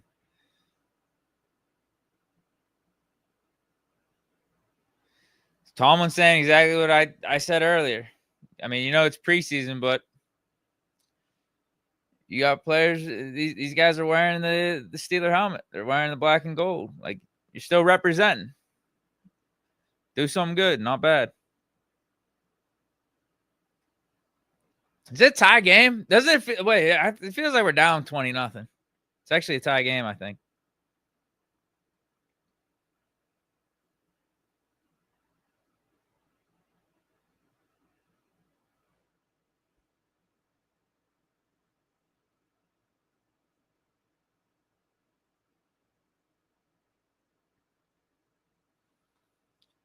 Yeah, I could see Scotty Miller having a good year. A little like 400 or 500 yards or something. Damn, this is good. This might be my go-to.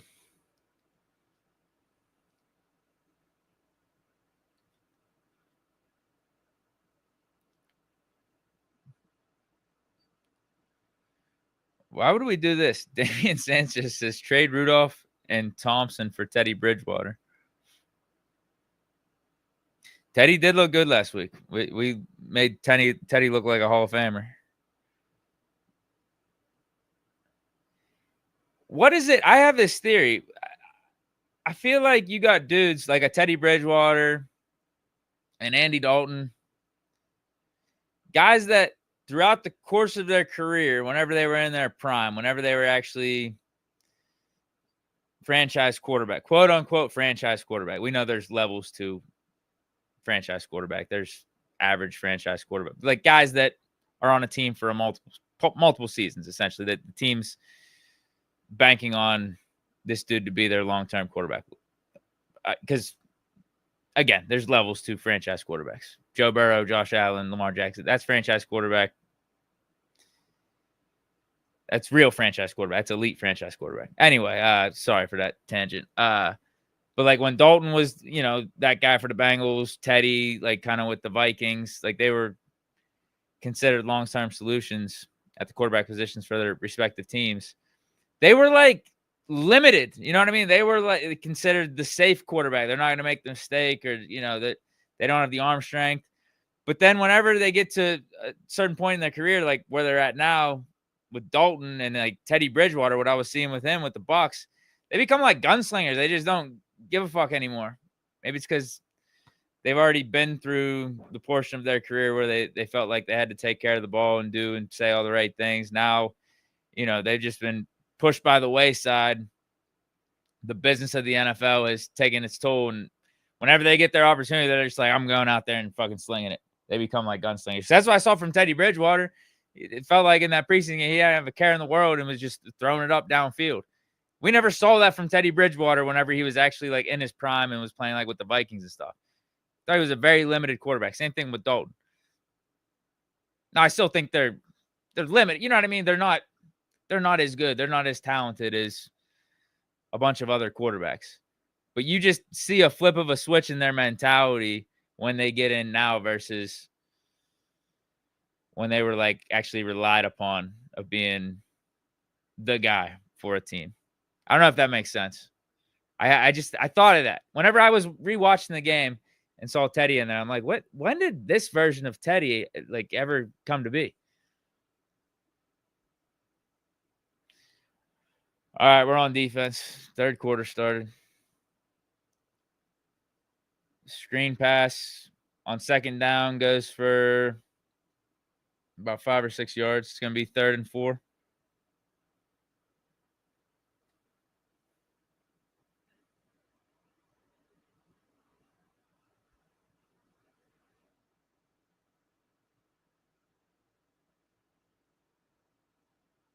Cut Rudolph. Here you go. Yeah, maybe this is it. Stopped overthinking it. Started playing loose. That's maybe a simple way to put what I just said. 3rd and 6. Sorry, I thought it was going to be 3rd and 4. What is that? Who is that? Who's their quarterback?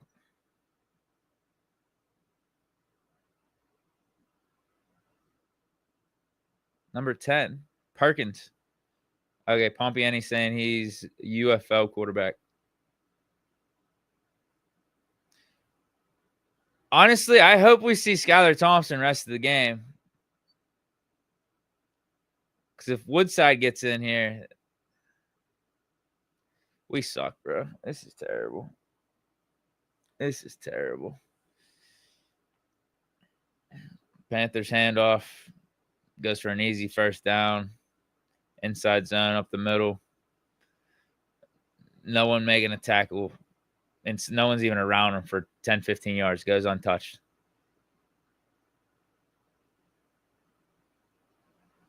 Oh, he was the UFL MVP. If Woodside gets in, that kind of kills the vibe. At least Skylar Thompson's doing some shit. He's making exciting throws, making some fun plays. There's nothing to get excited about with Woodside. We know Woodside. We know for a fact Woodside ain't making the team. At least Skylar Thompson's making it interesting. I don't know what to do about this Skylar Thompson scenario. What they're probably going to do is they'll throw Will on IR for 4 games to start the season, keep Howard or keep Skylar around, and then they'll have a decision to make after week 4 on who to trade, who to cut, who to keep. I just know for a fact we're not getting rid of Will Howard. We can't. And I don't know if it's a smart thing to put him on the whole season IR because that means I'm pretty sure he doesn't get to practice or take reps. Now, that's the other thing, though. How many reps or snaps is he actually getting during the season if he's the 3rd stringer and we have Aaron Rodgers? That's the other question to have. The Madden streams. I don't know, bro. I don't know. It's up in the air. I could probably do one to start off, right? It doesn't hurt to just do one and see where things go from there. But I don't know. It's tough. All right, YA Black. Nice sack.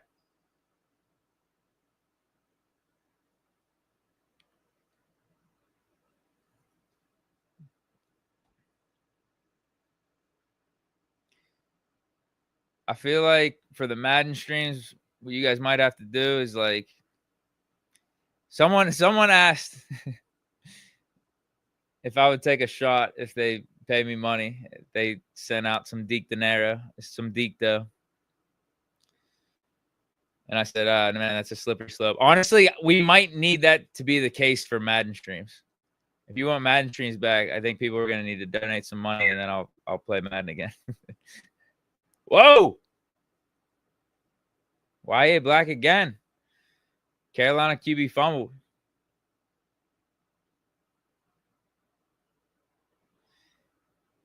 Because it's just with Madden. Madden pisses me off too much, man. It's just not a good state of mind to be in.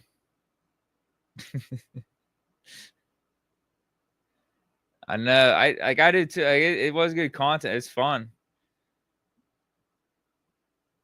I'm not completely opposed.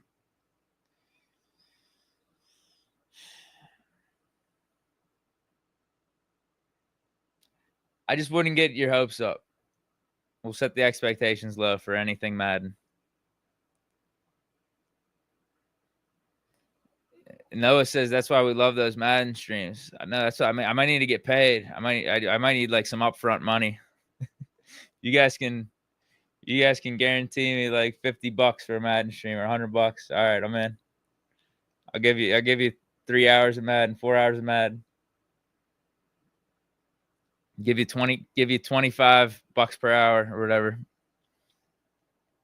Worthy of content.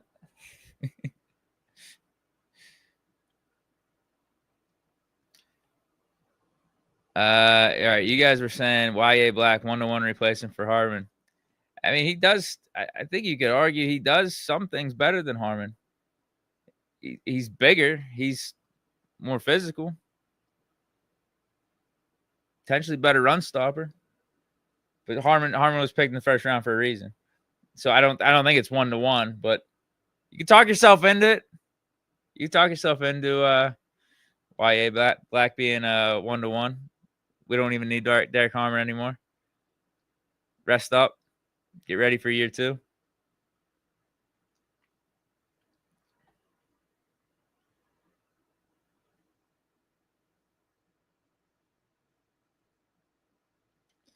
Yeah, I might need that upfront money for the Madden streams. Someone can guarantee me a bag.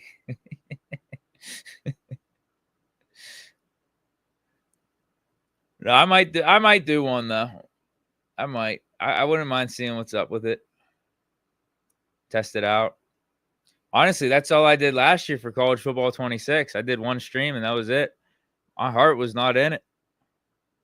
It was not in it.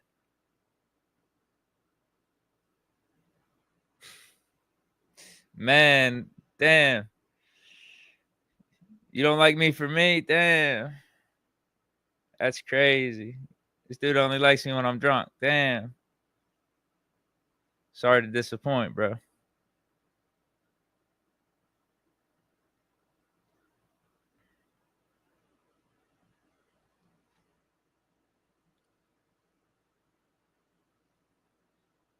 Follower fantasy league. I don't know, bro. That's another thing. For me, I used to be a fantasy addict.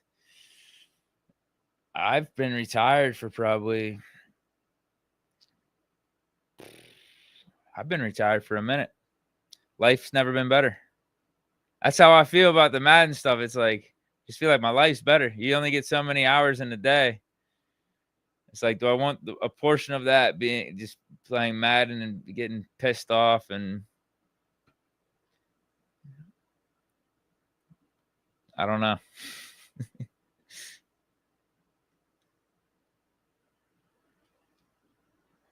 But yeah, fantasy football, because I like playing it.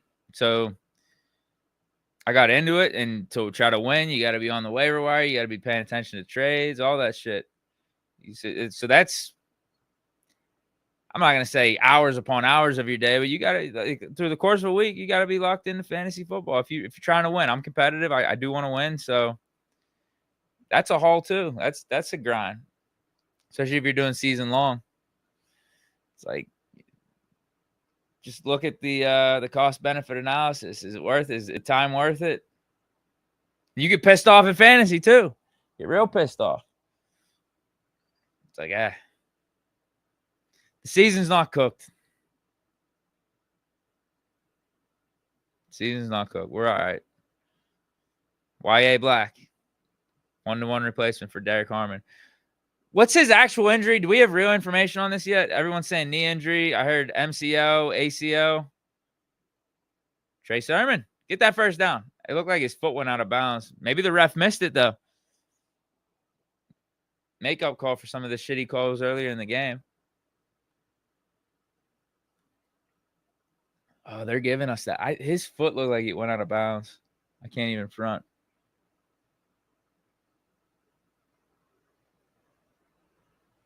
No, it didn't. All right. Yeah, that was a good first down.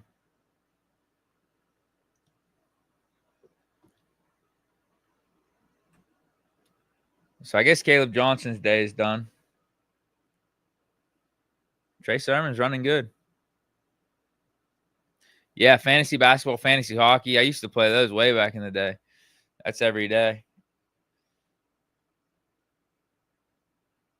Those are fun, though. If you any league when you have committed members, engaging members, it's fun. It is.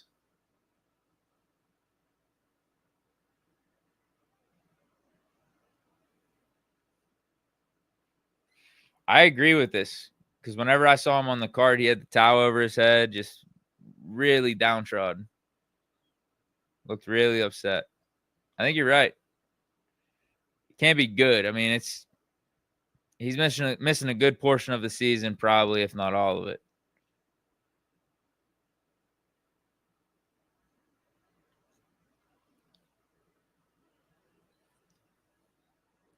Yo, no fallout, bro. With you're asking about what happened with Mason Rudolph. No fallout. Just wanted to start doing my own thing with content, career, all that stuff.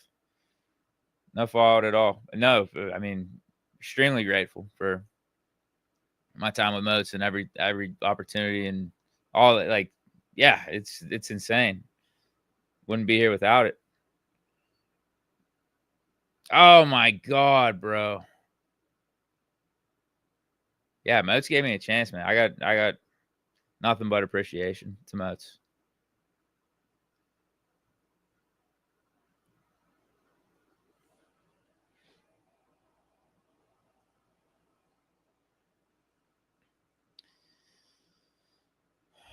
DP saying Howard to IR, keep Thompson, trade before we bring back Howard. Yeah, maybe. Yeah, I think that's what it is.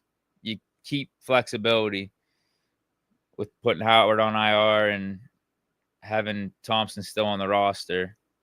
You don't have to make the decision between the two. I don't think it's going to ultimately be between the two because you're keeping Howard. You just are. You're keeping Howard. I think the decision would maybe come down to whether or not you keep Howard on season-long IR versus keeping Skyler. Dude, if we're starting Skyler Thompson in games, we have huge problems. I would rather start Will Howard in a regular season game easily.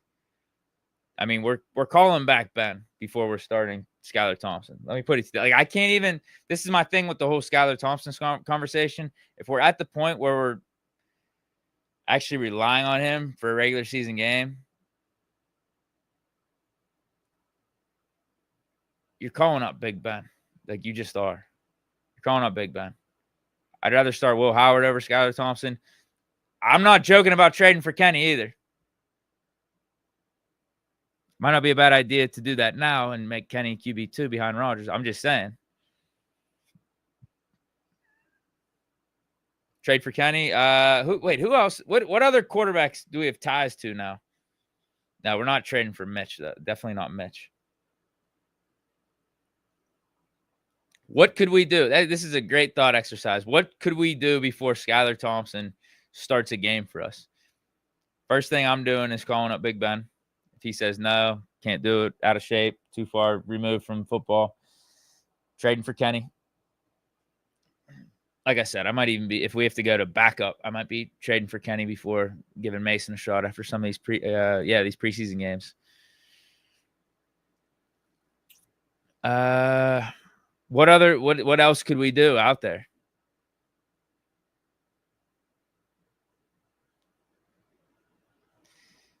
Is there like a good veteran chilling on someone's bench that you feel like you could win games with?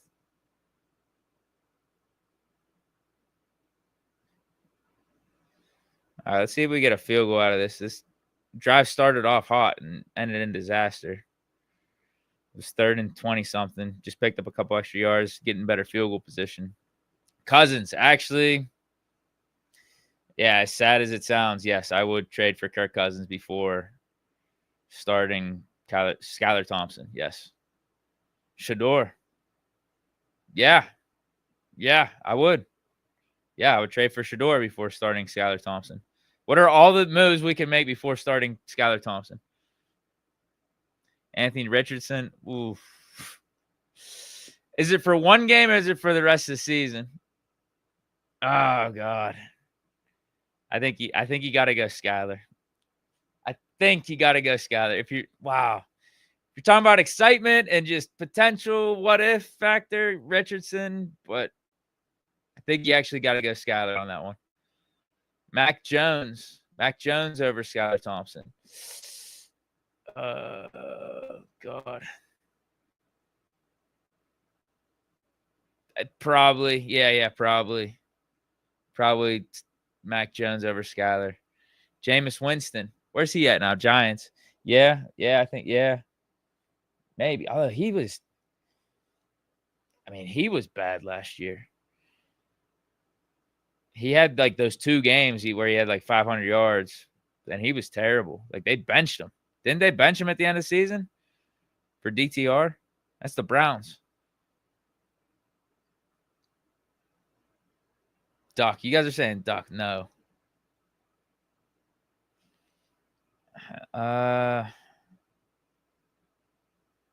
So what? I'd said trade for Kenny Pickett, trade for Shador, trade for Tyler Huntley. Bro, come on. That's like a wash. Tyler Huntley and Skylar Thompson. That's probably a wash.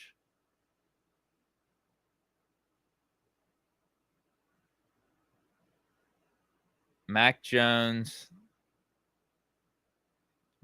Shador, Kirk Cousins, Kenny Pickett. Like that, I think I would go with those 4 before starting Skylar Thompson.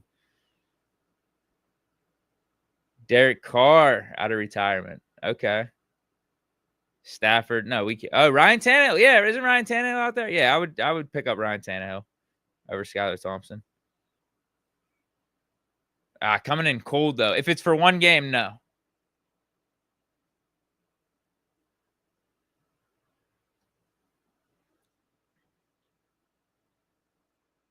How do you replace what Derek Harmon was supposed to do? I guess we got to pay Cam and make him happy. We get Cam happy. Hope that he has another throwback year. YA Black dominates. Keanu Benton ascends in his 3rd year. DeMarvin Leal actually does some stuff for us. There you go. DeMarvin Leal looked good today. That was coming off the edge, though. Now, this is a hot take. This is just raw dollars. Wow. I said raw dollars.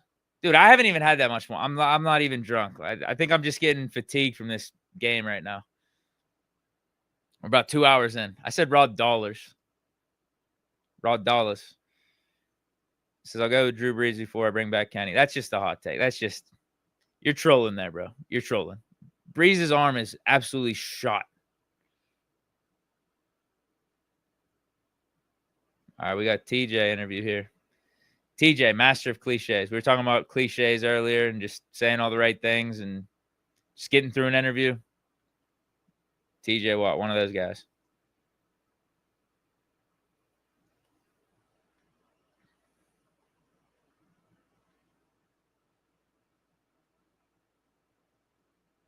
Wentz from Buffalo?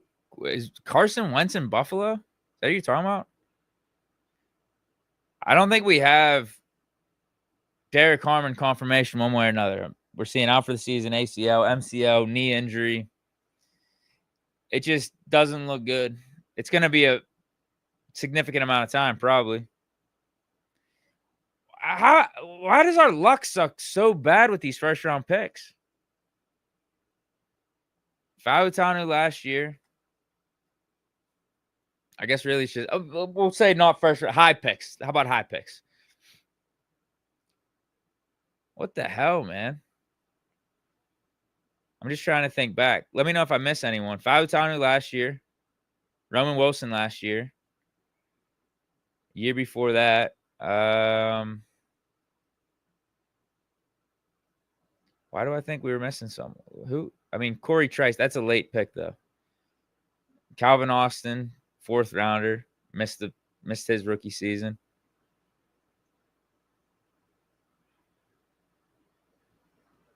I mean, Kenny was always getting hurt. Broderick Jones. I mean, he's been available, so we can't knock Broderick. Keanu Benton. JPJ's been available. So I guess those are the few names. The 4 names.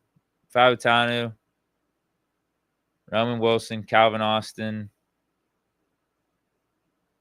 I mean, Kenny getting banged up. Trice. So, am I missing anyone? Frazier? No. When did Frazier get hurt? I'm talking about guys missing like a whole season. I'm saying Frazier. Devin Bush, 2nd year. Okay, yeah, if you really want to go back. Yeah.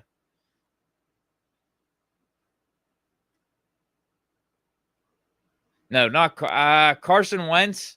Carson Wentz or Skylar Thompson. I actually think I'm at the point I would go Skylar Thompson over Carson Wentz.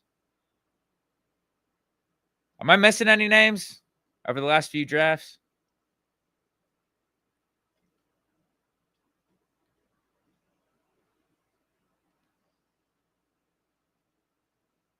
Second round corner. Dude, this is way back.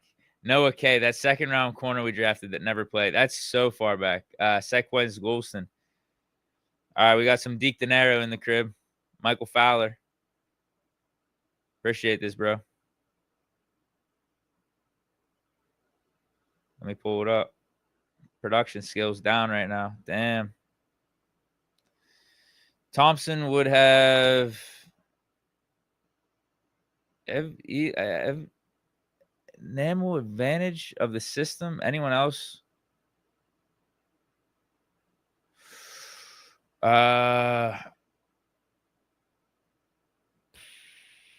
Would be behind the 8 ball. Would have equal advantage of.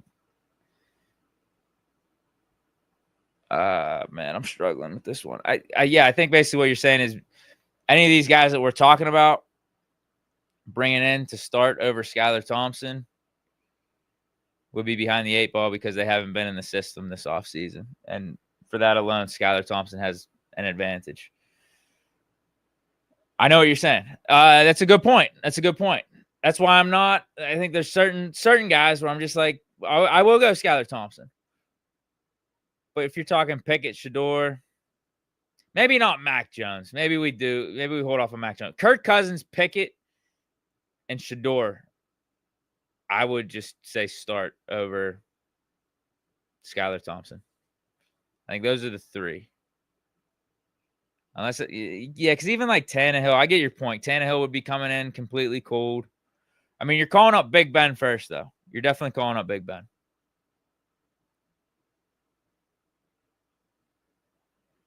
Here it is. I think this might be the translation of it. Thompson would have eventual advantage of the system. Anyone else would be behind the 8 ball. Yeah. It's a good translation. All right, what's going on with this game? We're flying through. We're up. We're actually winning the game. 13-10.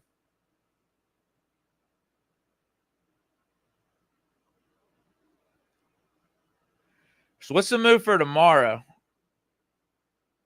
I think maybe I'll make a vid tomorrow, like just overall recap of this game.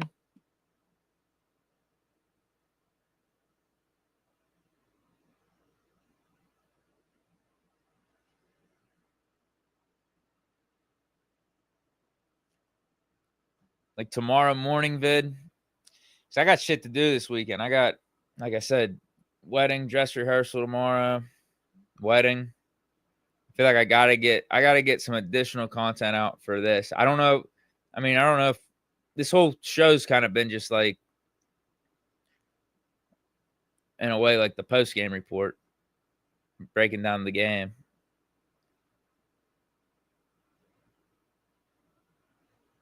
Video has to be about Harmon. Yeah, Harmon. Yeah, Harmon. I guess Harmon would be a key. Probably talk about, honestly, just probably bring up some of the shit that we were just talking about, how to replace him, what's going on. The fact, too, that it's nothing that we could have done differently. He's a rookie. You're playing him. It's nothing to feel like bad about. It's just super unlucky. Harmon, I guess winners and losers from the game, or like highlights. Just overall overview. We sucked, but somehow we're winning this game right now. Like, we were missing tackles all over the place, looked god awful. But we got a pick at the right time. Made some splash plays here and there. The Scotty Miller bomb before halftime got us an extra 3 points. So yeah, that's probably shit we'll highlight. Yeah, Skylar Thompson, you're right. QB drama, definitely a topic. Probably something to bring up. Or I could just do it tonight and then clip it. I'll probably do it tomorrow. I wouldn't mind taking a step back and writing some notes, getting some thoughts out there, and getting you guys like a nice little clean vid tomorrow, a little edited vid or something tomorrow.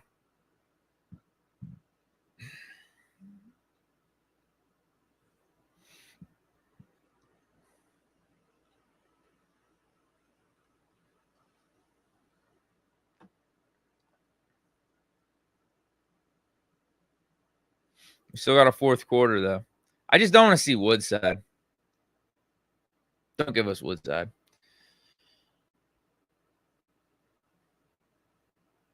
No. Eggs, 72 Astique. Was Johnson running like he's scared and doesn't know how to play football? He was D1 running back. What the hell? No, he looked good today. Definitely looked good. Honestly, I haven't had that much wine. I've had barely just a little cup. I'll probably have one more. A couple cups of wine. They say it's good for the soul. They say it's good for the heart.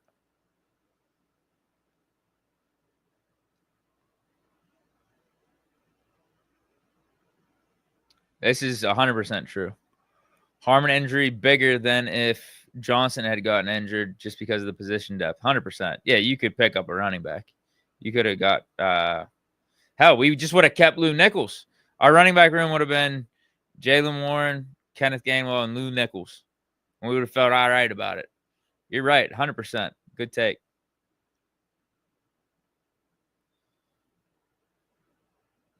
No, we got Duck Hodges in the game. Damn, Woodside's in. All right, we got 2 minutes left in the third.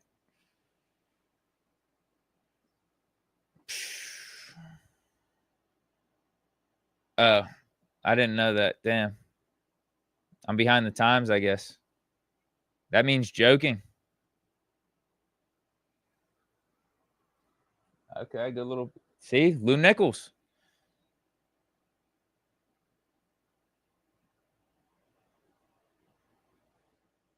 Dude, I mean, he's wide open. He's literally wide open. Any running back could have done that, but still.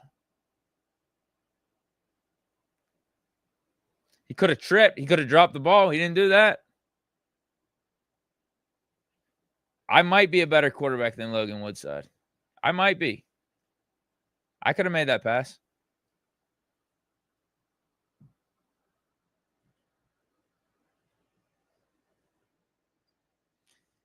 Can we trade? Can we trade injuries? Harmon's for Caleb Johnson.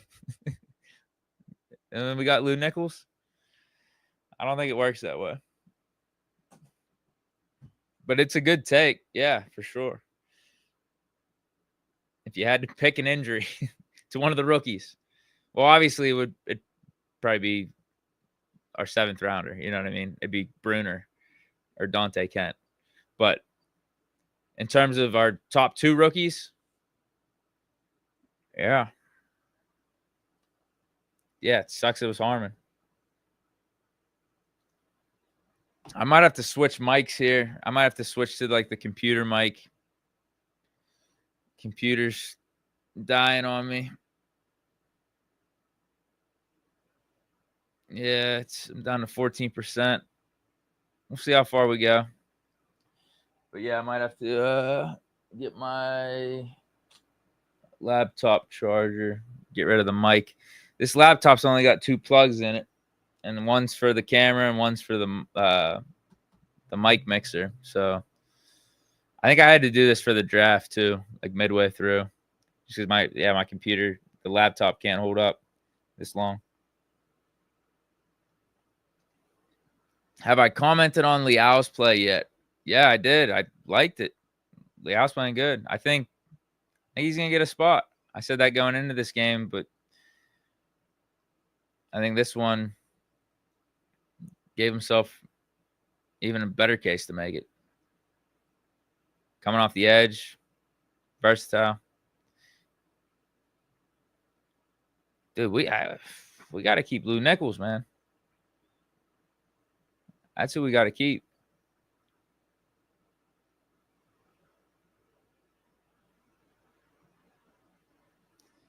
What about it?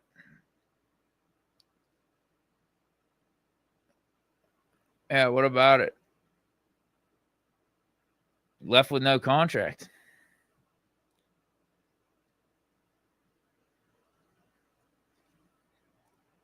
Dude, get these bums out of here. Put Lou Nichols back in.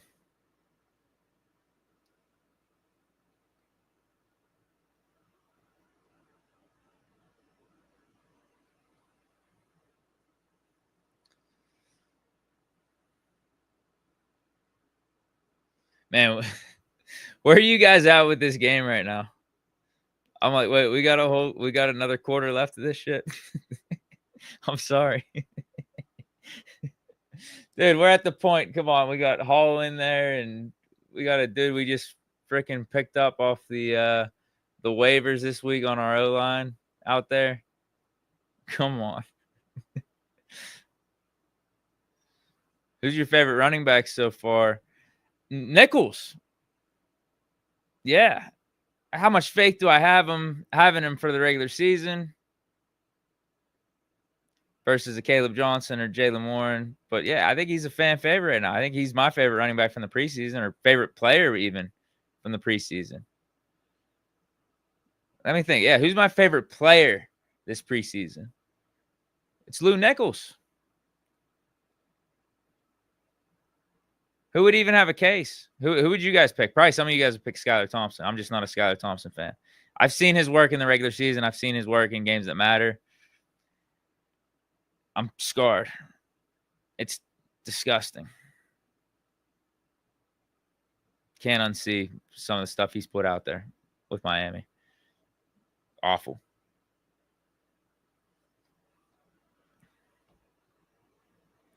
Might not be an ACL for Harmon. We're getting some good news.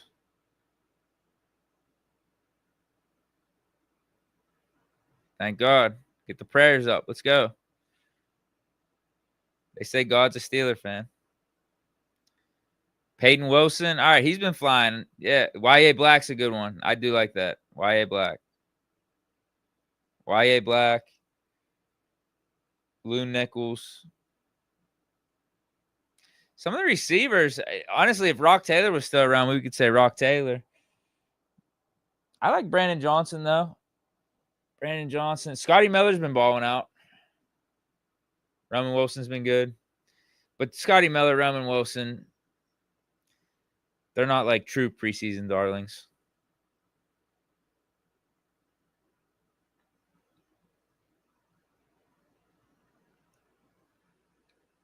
Cole Holcomb's a good one. Yep. Yeah, because with him, you know what to expect coming off of that injury. There's no official reports on Harmon. So people are just guessing. Are people playing social media doctors, Twitter doctors?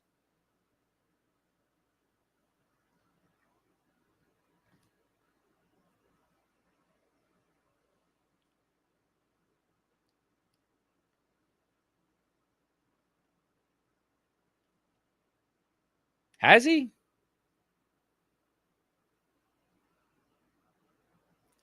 Yeah, they're saying Jack Sawyer's put on quite a show. Yeah, there you go. All right. I'm seeing some stuff. Am I the only one that whenever Pompiani just said Jack Sawyer's putting on a show, I was like, is he? Am I the only, like, it's quiet. I feel like quiet game, but after they showed the highlight, those are all good plays. It's just that I think he's just blended in on defense, really. Because you see some of those tackles, he's around a group of people. Some of those plays, he's around a group of people. The QB hit came after the play, after the quarterback got the ball out.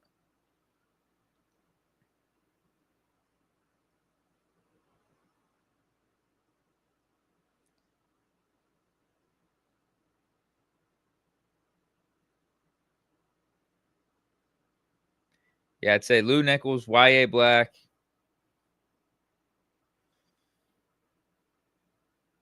Roughing the passer. Who else did you guys say?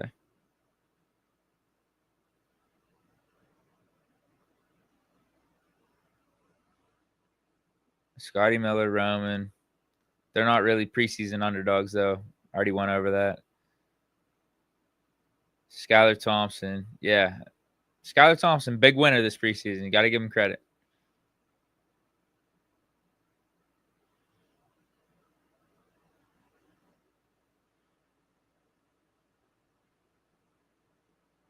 Peyton Wilson.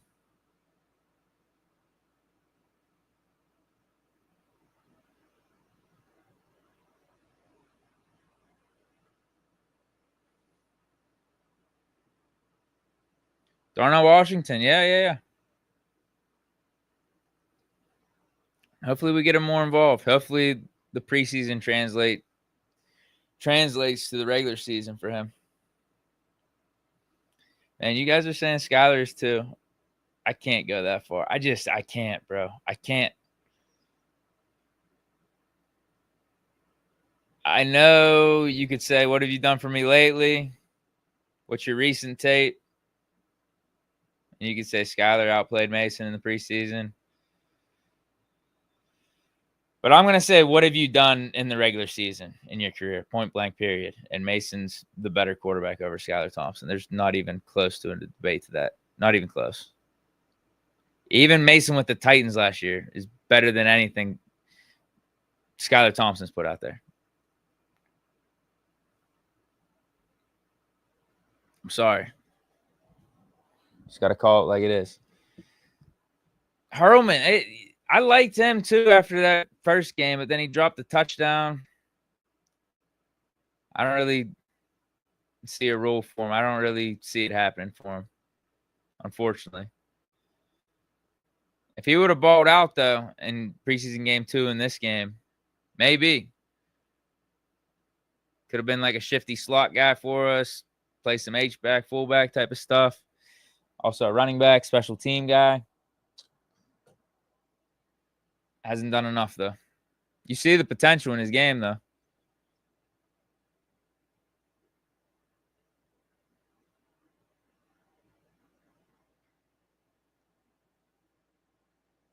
I could see that. I could. I was just talking about Harmon. That's a pretty good take. I want to pull up this one, though. You're tripping on Mason. Or you're tripping on your Mason take, bro. He's buns. Bro, we're talking. Let's think about what we're talking about here. Mason versus Skylar Thompson. That's what we're talking about.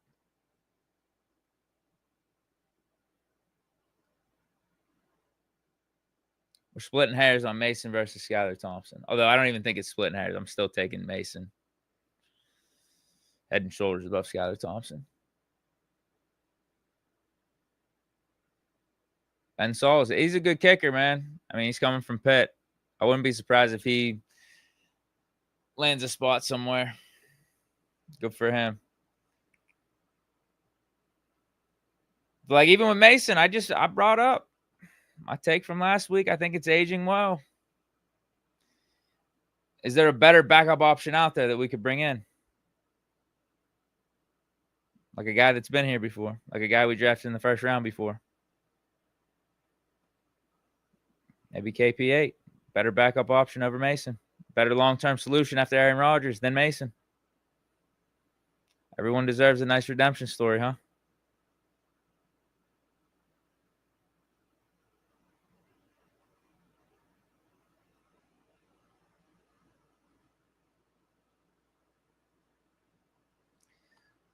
Mason will do better with the starting receivers. Trust me. I could see that. Yeah. I could see that. I just think the picks are a little weird. Maybe he's feeling himself a little too much recently off that 2023 energy.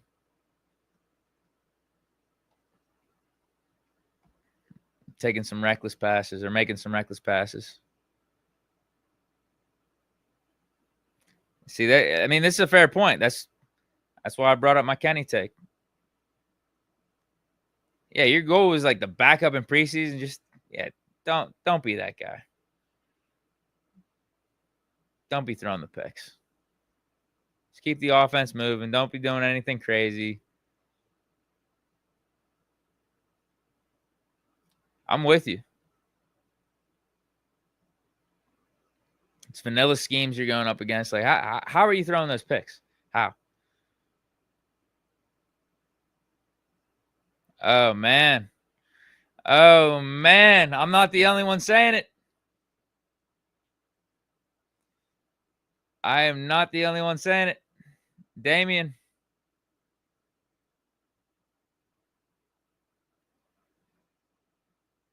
Don't hate me.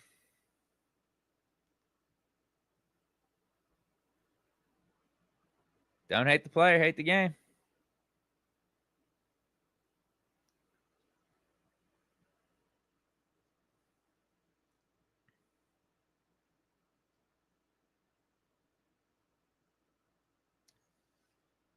I'm kind of with you on that. Yeah, I think there's a flip side to it too. I'm kind of with you. I think it just comes down to the coaching staff, and maybe this is what's happening. So I got back-to-back comments here that I think play off each other. Picks happen in the preseason because you're trying different things with unfamiliar wide receivers. Maybe Mason's being told from the coaching staff, hey, take a chance here or there. We want to see what Roman got on an intermediate pass or a long pass. Even if it's not exactly there, just take a shot. Because Tomlin did say that in one of his press conferences this week that, yeah, we're going to do things for us that sometimes you guys as the media, you guys as fans aren't necessarily going to like comprehend. We're just going to be doing stuff behind the scenes for our own development, for our own records, and maybe to prepare us a certain way for the regular season that is not visible to the naked eye. So maybe that could be the case. Could be. I mean, the one, I don't know though. They were both bad picks. Maybe we're just making an excuse. Those were bad picks. Let's be real. Mason's picks were bad. Will you cover the Mike Tomlin after show? I don't know. Maybe. I'm not sure. Yeah, I don't know what to do once the game's over. I don't should I recap, try to do an overview of what just took place? I guess my own post game. That could enable me not to work tomorrow, though. We could try that. We could see if we could run down all the major points. You know, Derek Harmon, Skylar Thompson stuff, stars of the preseason. And I could clip something up and just post that tomorrow. That would help. That would probably help with my sleep and just hecticness that's going to be taking place tomorrow. Because I got to pick up my pants from the tailor still for this wedding. As I said, the dress rehearsal. I got to make a video for Bleach Report. Wouldn't mind. So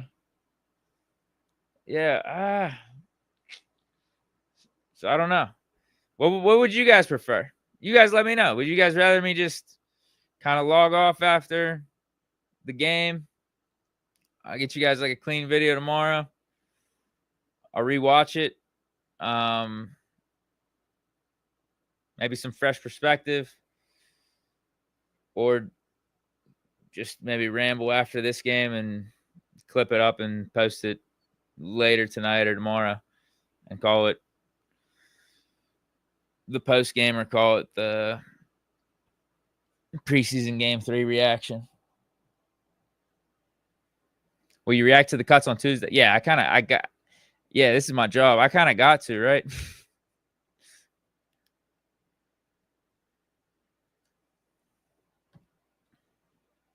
Whatever works best for you. Should hop on some Madden.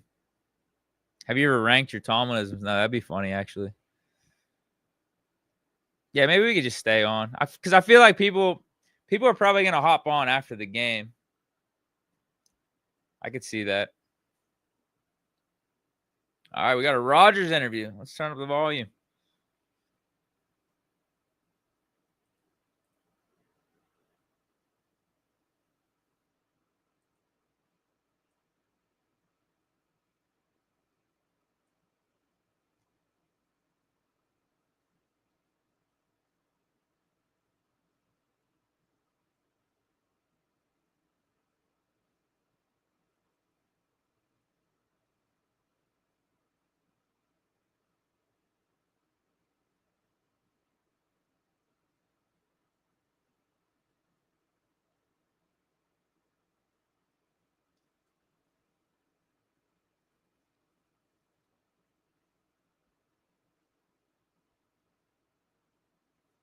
A wedding vlog. Fuck no.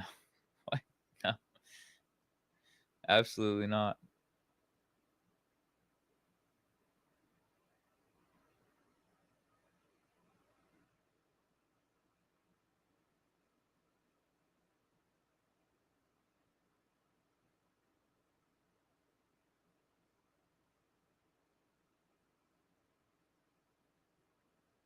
How we get there? 65. Dan Moore getting a sack on defense.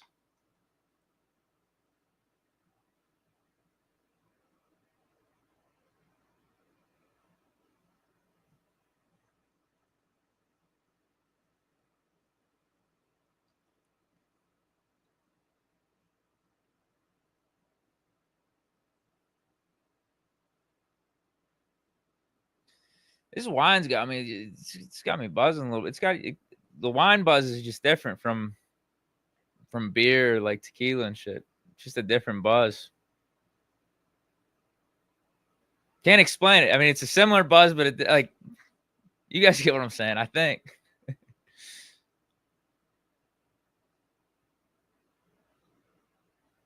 All right. I was listening to that Rodgers interview. Didn't really give us much. Spoke highly of Scotty Miller. Spoke highly of DK Metcalf. Wants Calvin Austin back. That's about it. Oh, man.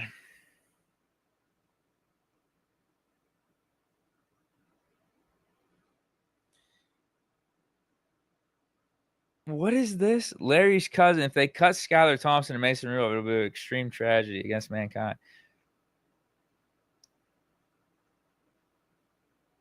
What's so bad? What would be so bad about that? It's a tragedy if we cut Mason Rudolph and Skylar Thompson. It means that we're bringing in someone better as a backup. We probably, I mean, we're not cutting them. I think we'd be able to pull off a trade for Mason or Skylar before we cut them. Some other team will value them enough that they would give up a draft pick. I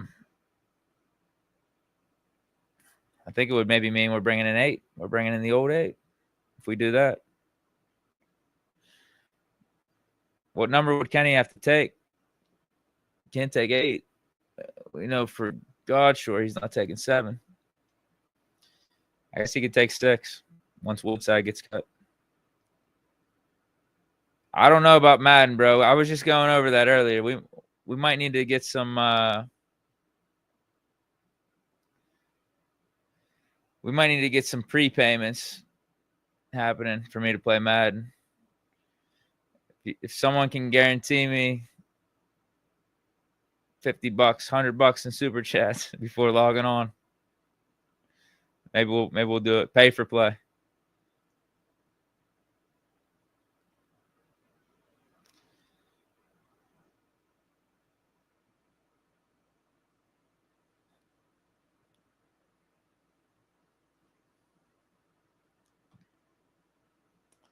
Who's playing Madden on Switch 2? Madden on Nintendo? You got to be kidding me. Okay, yeah. So if Mason gets cut, 2 would be opened up. Kenny could take 2. Yeah.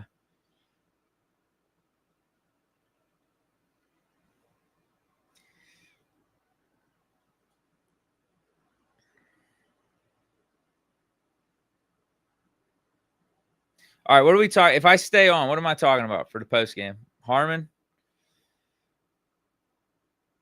Harmon,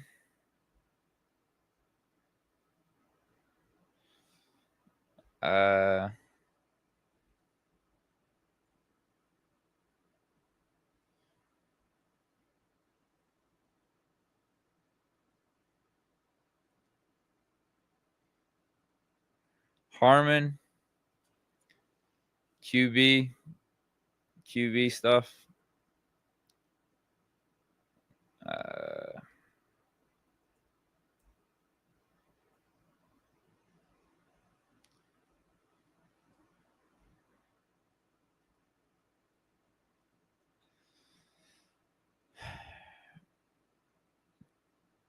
Top 5 preseason players.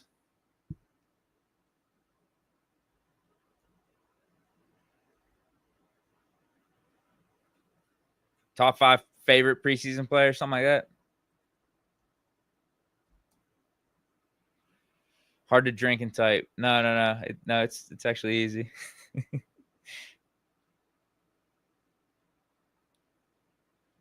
Top 5 favorite preseason players.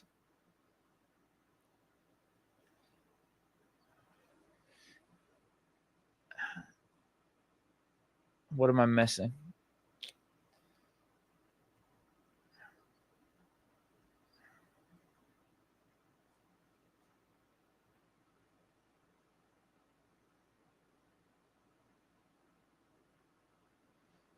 I think just overview of the game too. Like, what did I think of the game?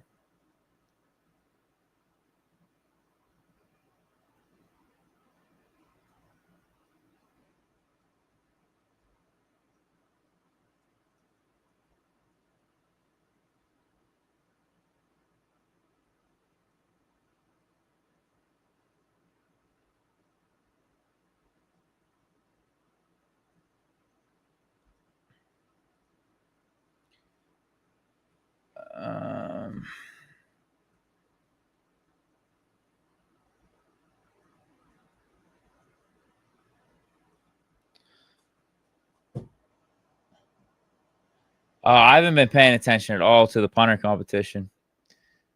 I just saw the first 2. Seemed like Johnson had a good one, and Corliss Waitman didn't have a good one.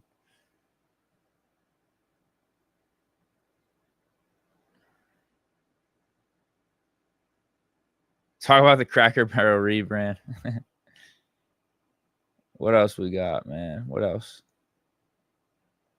I'm trying to think.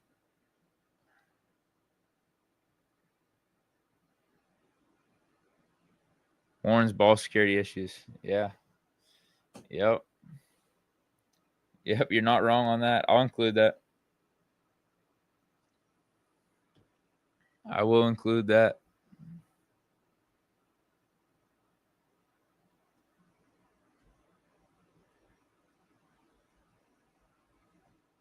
Trey Sermon. Wow, we're gonna win this game. We're gonna win this game by 2 scores. Who would have thought?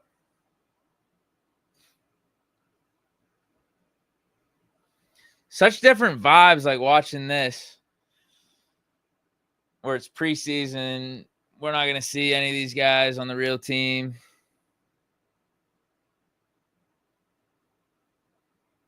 You kind of just want the game to end.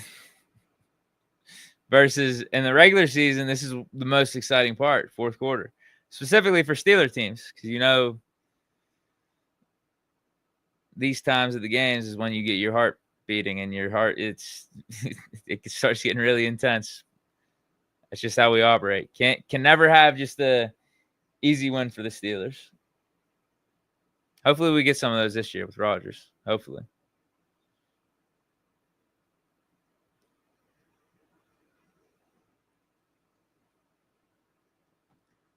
Beanie, you think Beanie's getting cut? I don't think there's any way. What's he done like so bad that he's getting cut? If anything, the one game, was it? Yeah, it was the first game. He looked pretty good. Him and Eccles, they look good.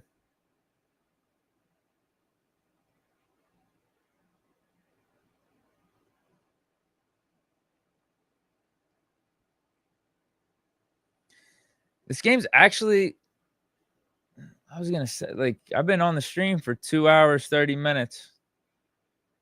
It's kind of fast, right? It's on schedule. Game should be 3 hours.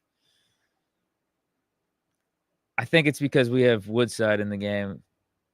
It feels like it's taking longer. At least Lou Nichols is getting the ball a little bit. It would be more entertaining if Skyler was still in. Will Howard getting hurt screwed things up.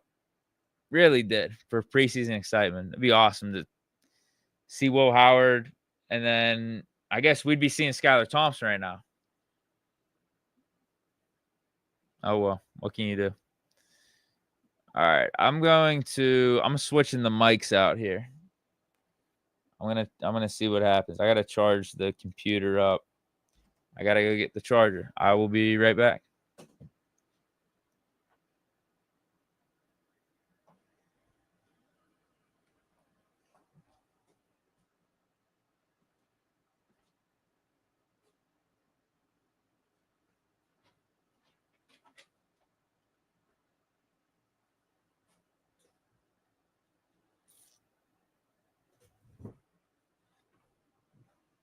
All right, I don't know where I'm gonna plug this in at actually.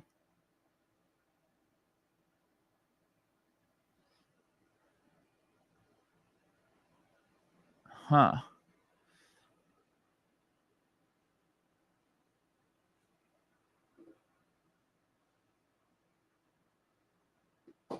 We might have to lose a light, actually. I think we can afford to. It would be this light.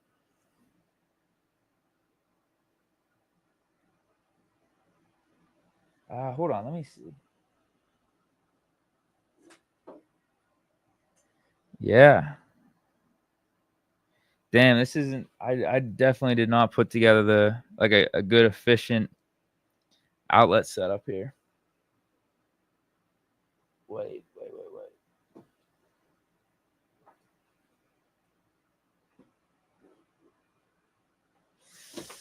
Yeah.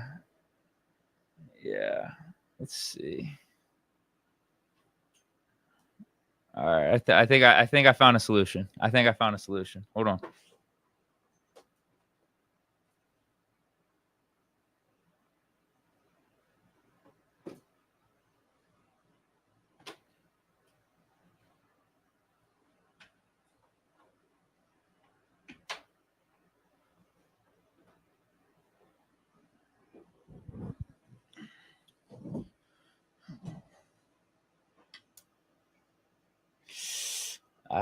Damn. Hold on. Is this gonna work?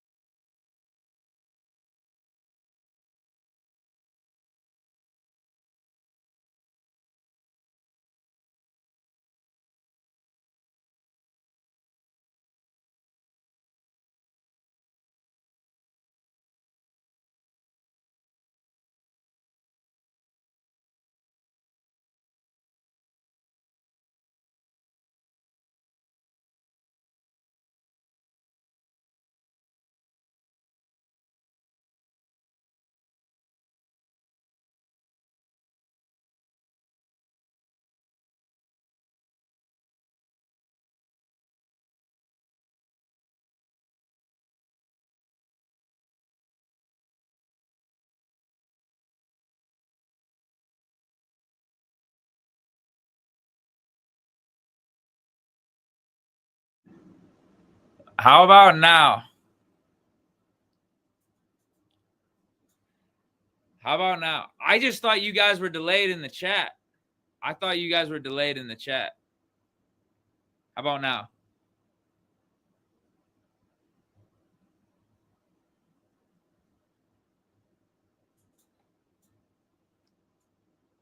My bad. My bad. It was on the wrong setting. It was on the wrong setting. My bad. What were they saying about Harmon? And how bad is the mic drop off from this mic? I feel like it's not that bad. It's just the laptop mic. It's kind of crazy.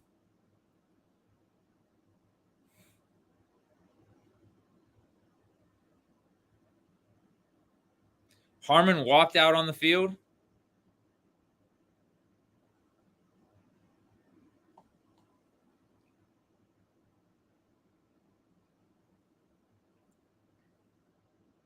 Sounds good.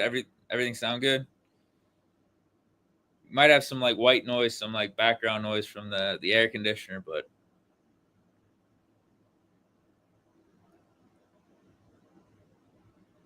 yeah, it's crazy. It's not much different. Meanwhile, I got like a whole mixer and mic set up. No drop off. A little drop off, little bit. Michael Fowler says no drop off, but thank you. Actually, thank Mac. Thank Apple. Thank Steve Jobs for putting together quality default sound systems in their products. Because I mean, even on the iPhones, bro, like the iPhone speakers, kind of loud. Like not bad. Yeah, the mixer is better. I guess we're gonna get out of this game with a win.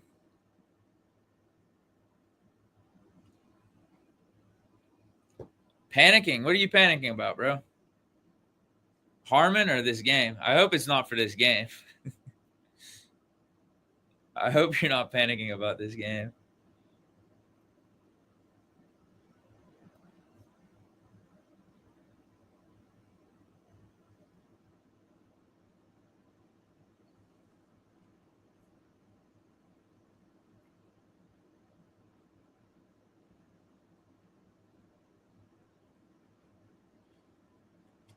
Evelyn, thank you.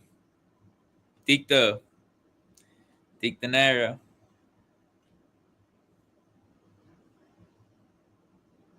Dick the balloons. Nah, bro. Nah, bro. Nah, bro. No. Don't be hitting me with low T. No way. Come on, bro. I hope not.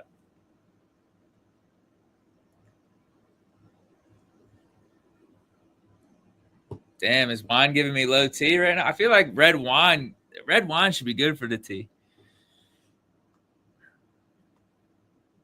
Red wine should be fine for the T. Deke Bucks. If I take this Zen, I don't think that's good for the T. From a visual standpoint, from a branding standpoint, it is. Taking a Zen, smoking a cig, like you think it's good for the T. I don't think it is, though, scientifically. Same with alcohol, unfortunately.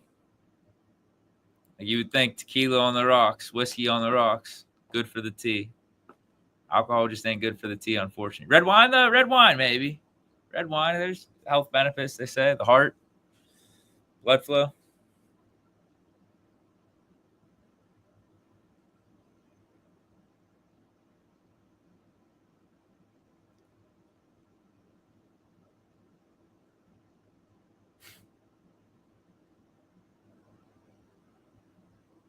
All right, am I sticking around and doing a post game? Are we doing that?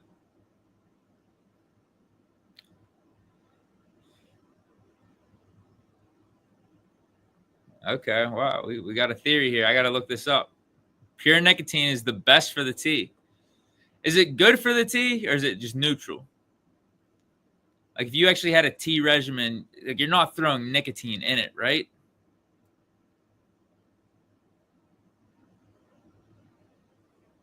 But maybe you're saying it doesn't have any negative effects or pure negative effects. Nicotine just itself. Huh. What about American spirits? Organic. Because I'll do organic American spirits.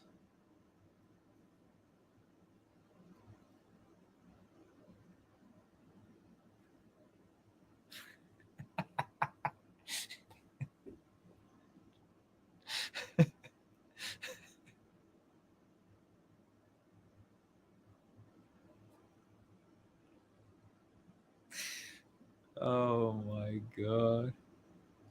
Yeah, I did. I got the wine. I got the wine going. Evelyn, going to the Berg for the draft next year. Any shops you recommend for jerseys or memorabilia? Honestly, just the Steelers Pro Shop, like the shop at Acrisure Stadium, formerly known as Heinz Field. That's where I got the Mason jersey. They got a bunch of shit there. And that's the other thing. They just have so much shit. What type of jerseys are you talking about? You talking about Pitt jerseys, Penguin jerseys? I know you're meaning Steeler jersey. I'm just trolling you. I'm messing with you. Yeah, that's what I would say. Just the Acrisure Stadium Pro Shop. It's huge. They got a bunch of shit in there.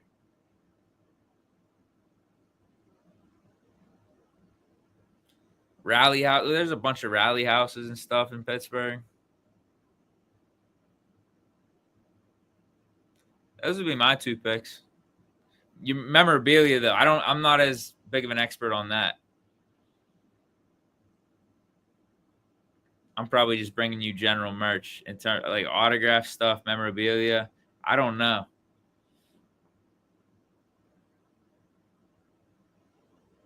They might be able to help you out better in the chat than me for that.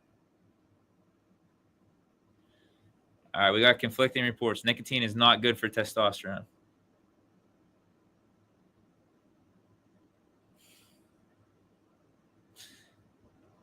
Long-term use of nicotine kills testosterone. All right, say I'm smoking 1 or 2 cigs a week. Say I take a Zen once a week, maybe 2 or 3 times a week. I mean, that's super casual use. Super casual. That's like I'm buzzed. All right, cig. Buzzed. I'll take a Zen. You know what I mean? Like I don't take them on the reg.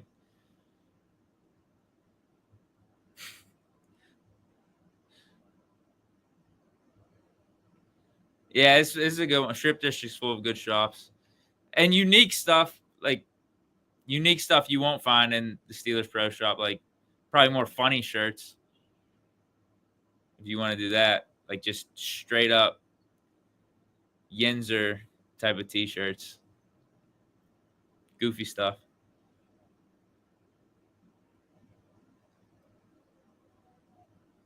All right, cigars. Nobody. I think I do. I'm trying to give you accurate numbers. It's just when you're buzzing a little bit, something to level you out. A little Zen, a little cig. You feel me? Out on the golf course. All right. Maybe tobacco. Tobacco might be the play. Cigars increase tea.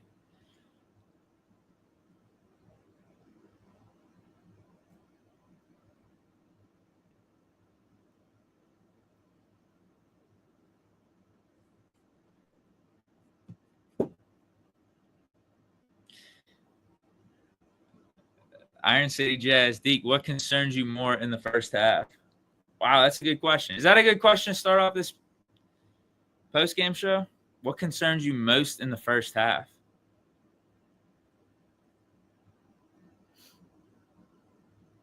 Yeah, let's do that. Let's start off with that question. Yeah, we won 19-10. We won 19-10.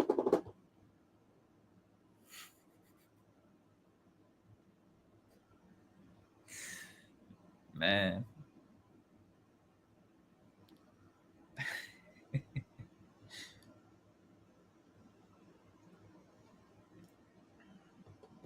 right, we might need to throw in a Zen for the post-game report.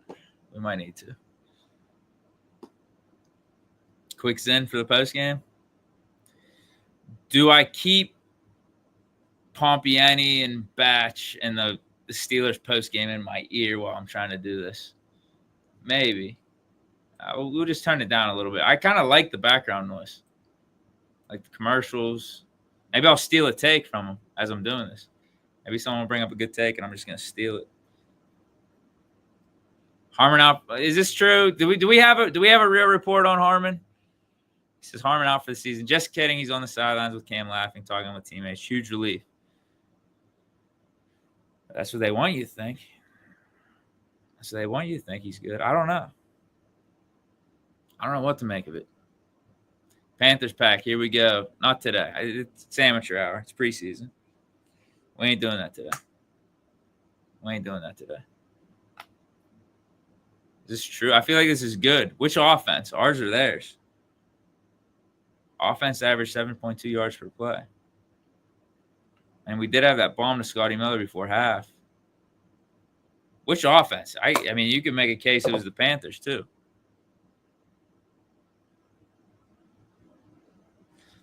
All right. Let's. What was the question? The one question I feel like we should start this thing off with, and then I'll go through the comments too. Like we'll have fun with it. We'll go through the comments.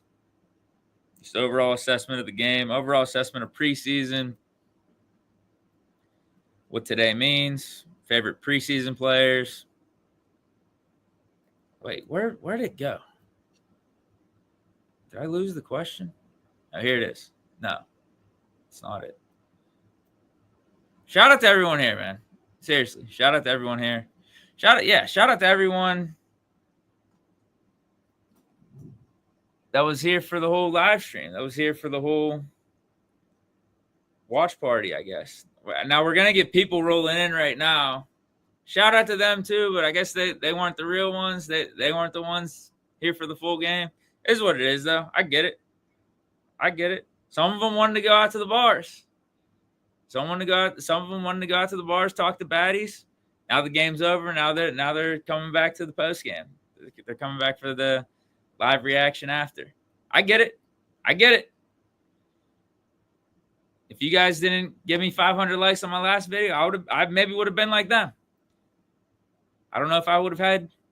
I don't know. Yeah, I don't know if I would have made the appearance on the live full game stream if it wasn't for the 500 likes. You guys kind of forced my hand. You guys made it happen. You guys said there was a market. You guys said the vibes were high, and I'm here. I was here. Now I'm still here. I'm here for the post game. Anyway, let's get to where's the comment? Where's the comment that I wanted to bring up? All right, fine. Let's start with this. Whatever. We're just going rogue here. Completely going rogue. What would you give up for Olave if you're the GM? This is how we're starting off the post-game show.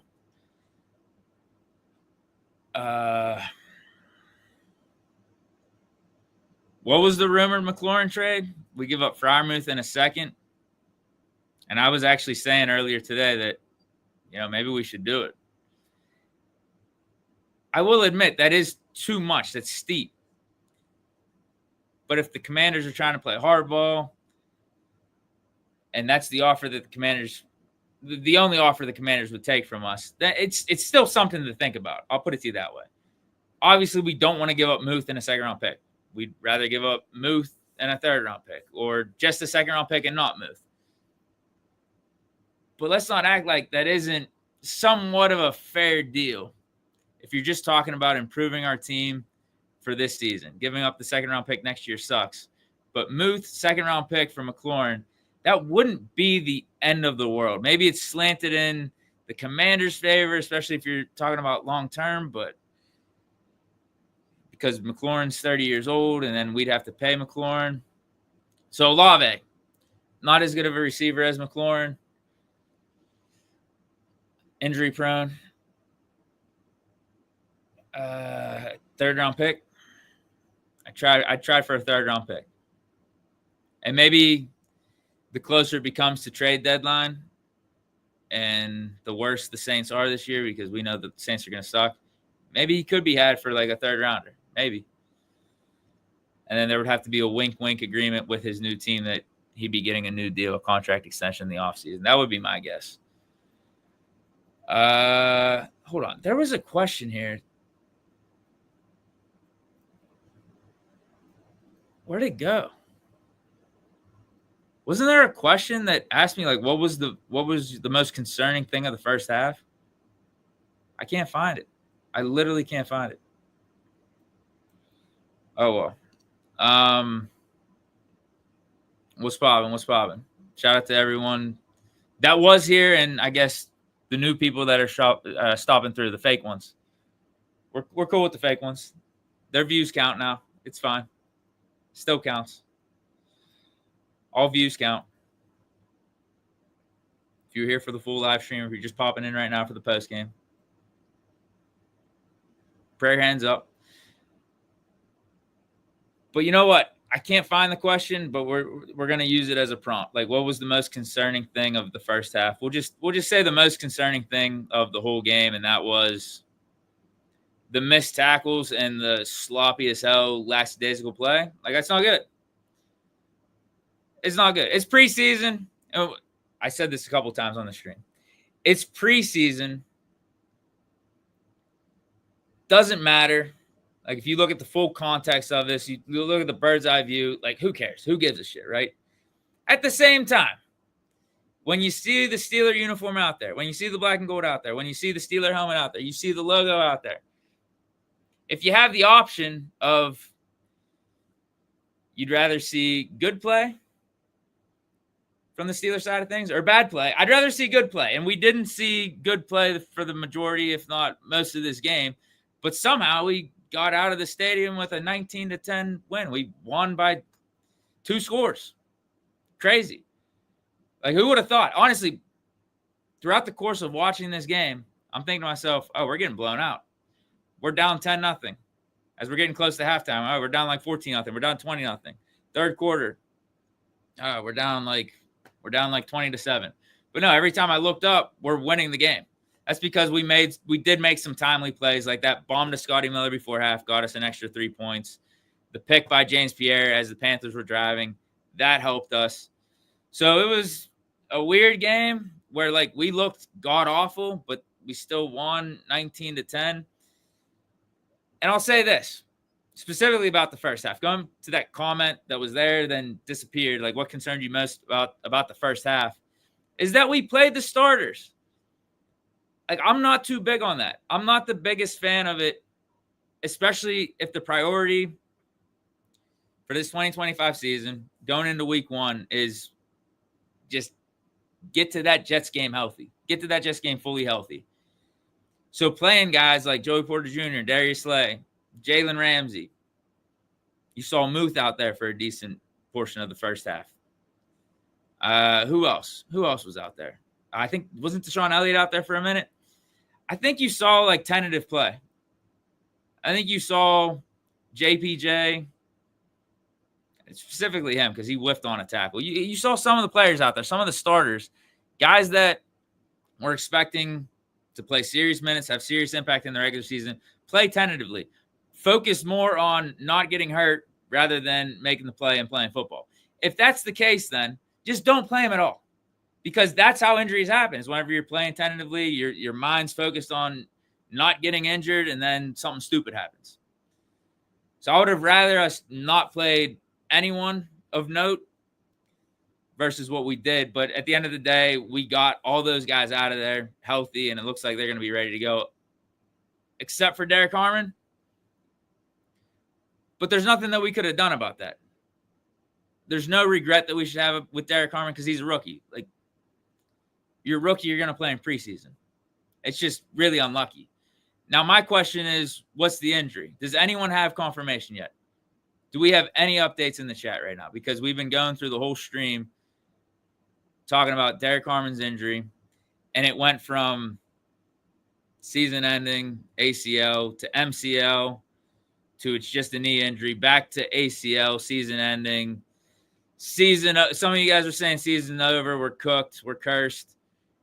And then we see Derek Harmon on the sidelines chopping it up with Cam Hayward. Do we have any confirmation on what the injury is right now? He might be out for a little bit. Maybe he's out for the first couple weeks. My guess is, based off the sideline shot, he might miss the first 2 or 3 weeks. That's my guess. With him being back out there talking with Cam Hayward, seemed like the energy was decent enough. 2 to 3 weeks. So it's not as bad as we thought. That's my report. Not as bad as we thought. After not seeing any official reports on Twitter, only reading the chat and what you guys have to say, and watching Derek Harmon come back on the sidelines. 4 to 5 week injury, might miss the first 2 to 3 weeks of the regular season.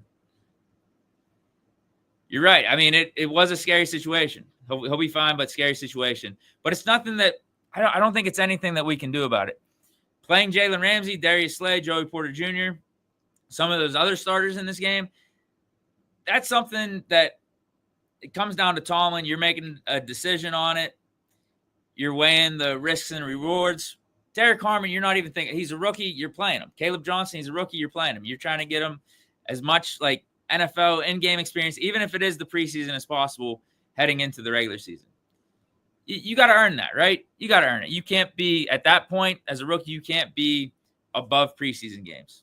You got to put in the work, even though it is preseason, even though it's meaningless, even if you were a first-round pick, even if you were a top pick, we have high expectations for you, you got to be out there. So it just sucks, especially looking back to Fautanu missing all of last season, looking back to a bunch of these rookies that we've been high on, even Roman Wilson last year, Calvin Austin going back a couple years ago, having to miss their rookie seasons, and you're just like, damn, that's a lost season. That sucks. A little bit of Will Howard this year. I don't know what's going to happen, especially after Skylar Thompson had another good outing today. We're not cutting Will Howard. We are not cutting Will Howard. I don't know what's going to happen with Skylar Thompson, though. All right, I got to take the Zen out. I'm not a big Zen guy. I can't keep it in for too long. Nothing crazy. That's 3 mgs. How long did I even have it in? Probably 10 minutes. This is literally on record. I threw the Zen in before the post-game report. Had to take it out. Can't do it for too long. Yeah, what I'm thinking is this. With Will Howard, we're going to put him on IR, start the season, and keep Skylar Thompson as the emergency third quarterback. We're going to push off the decision. That's all. We're going to get 4 weeks, and then Will Howard's going to come back off of IR, and it's either we're going to trade Skylar, see what the landscape is around the league, who needs a backup quarterback, who could use a Skylar Thompson, see if we could trade him. Now, some of you guys are saying trade Mason or cut Mason and keep Skylar as the backup, and our QB room will be Rodgers, Skylar Thompson, and Will Howard. I'm not on that. I'm not on that, and we could get into that a little bit later. I'm way more pro Mason Rudolph than Skylar Thompson. But my guess is this. We'll keep Skylar Thompson around, put Will Howard on IR for the first 4 weeks, push off the decision. Because we're not keeping 4 quarterbacks. It's stupid. If you're actually trying to win for the here and now, you don't keep 4 quarterbacks. It's just ridiculous. And then after week 4, we'll assess the situation, see where Will Howard is, see what the landscape around the league is. Do we trade Skylar Thompson? Or do we put Will Howard on season-ending IR and keep Skylar, Mason, Rodgers as our QB room for the year, but then also keep Will Howard and know that he could potentially be the future for year 2 and going forward? I don't know if I'm the biggest fan of that, because then Will Howard can't take reps. But then my question is this. You guys might be able to answer this better than me. How many reps would Will Howard be getting anyway throughout the course of the season in a practice setting with us already having Aaron Rodgers here? If it's not much, then maybe you do the IR thing. But if he's actually going to get reps and can learn and do some real active stuff throughout practice and be under the tutelage of Rodgers, then I think you got to unlock Howard from IR. I think you're going to have to. We're just going to push off the decision. That's my guess. I think that would be a smart thing to do. Okay, hold on. Tomlin, right now, post-game report or post-game interview for Tomlin. I got it in my earbud. He said Derek Harmon knee sprain. Does that go hand in hand with my timeline? Out maybe the first 2 or 3 weeks of the season. Out for – because we have 2 weeks in between now and the regular season even starts. So he might be out for a month. Might miss the first 2 or 3 weeks of the regular season. That sounds about right. Knee sprain? That's my guess. Dr. Deke. Big A21. McCollum needs cut, and Sermon played great. I don't think we're cutting McCollum. I'll be honest. I wasn't locked in on McCollum's play today. But he was good for us last year when he stepped in for Frazier. I think he's one of our better backup offensive linemen. We're keeping McCollum. Sermon played great. Sermon did have a good game. I like Lou Nichols better, though, than Sermon. Lou Nichols. He's one of my top preseason players. We'll get into that a little bit later, too. Lou Nichols was one of my top preseason players. I would love to keep him. I don't think we can, just with the nature of cuts needing to be made. You only have 53. We already have 3 good running backs with Gainwell, Caleb Johnson, and Jalen Warren. I don't think there's room for him. But I would take Lou Nichols over Sermon. Sermon did play good, though. Had a lot of penalties, but now it's time for the regular season. Can't wait. Yeah, and that honestly, you could add the penalties in the mix, too, with our sloppy play, particularly in the first half. A lot of penalties. Just honestly, how did we win 19-10? Just awful play all around. But we were playing the Panthers, so that actually does make sense. We played god-awful, had a ton of penalties, sloppy, missed tackles, but we played the Panthers, and in particular the Panthers' second and third team. That's how we won the game. That's how we won the game by 9. There you go. Actually, whenever you add everything up, do the equation, there you go. It makes more sense than I even thought. Absolutely. Other things about this game. Let me think. Let me look at my notes here. Yeah, since Harmon's good, I was going to get into, like, how are we going to replace Harmon? But I think he's going to be good. For the time being, though, if it's short term, he missed the first couple weeks, I think Y.A. Black gets some more reps. Cam Hayward's going to get some more reps early on than maybe we would expect in his old age. Because I think with Cam Hayward right now, he's more on a pitch count. You want him healthy and as good to go late in the regular season and going into the playoffs. But maybe to start the season with no Derek Harmon, we're going to ask Cam to step it up a little bit. Let's give him his money. Make him happy. The vibes will be high. The energy will be there. And I think he'll give us some extra burst, some extra juice those first 2-3 weeks of the season if we do that. Let's give him his extra $4 or $5 million and get on with it.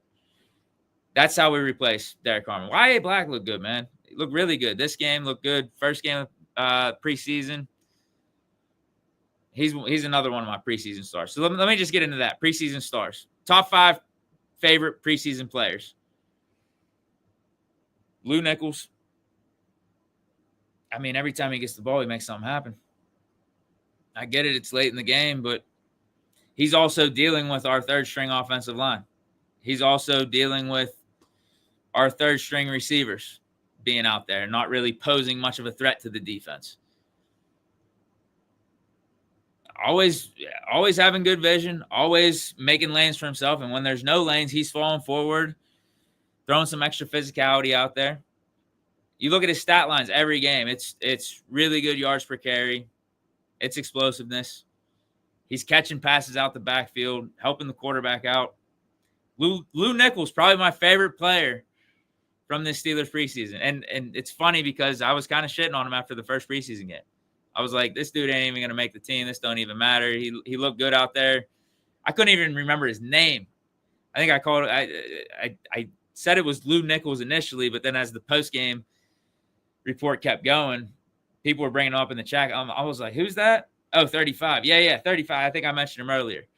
He ain't making the team. But then balled out last preseason game. Did it again this one.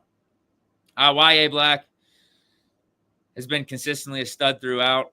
Looking like an absolute steal of a 5th-round pick. Might play some serious snaps for us. And that's even with Derek Harmon coming back healthy. Because Y.A. Black has that extra physicality that I don't think Derek Harmon has. I mean, Harmon possesses it. Don't get me wrong. He was a first-round pick for a reason. He has physicality. We saw his sack from last preseason game. He actually didn't play that bad in this one either.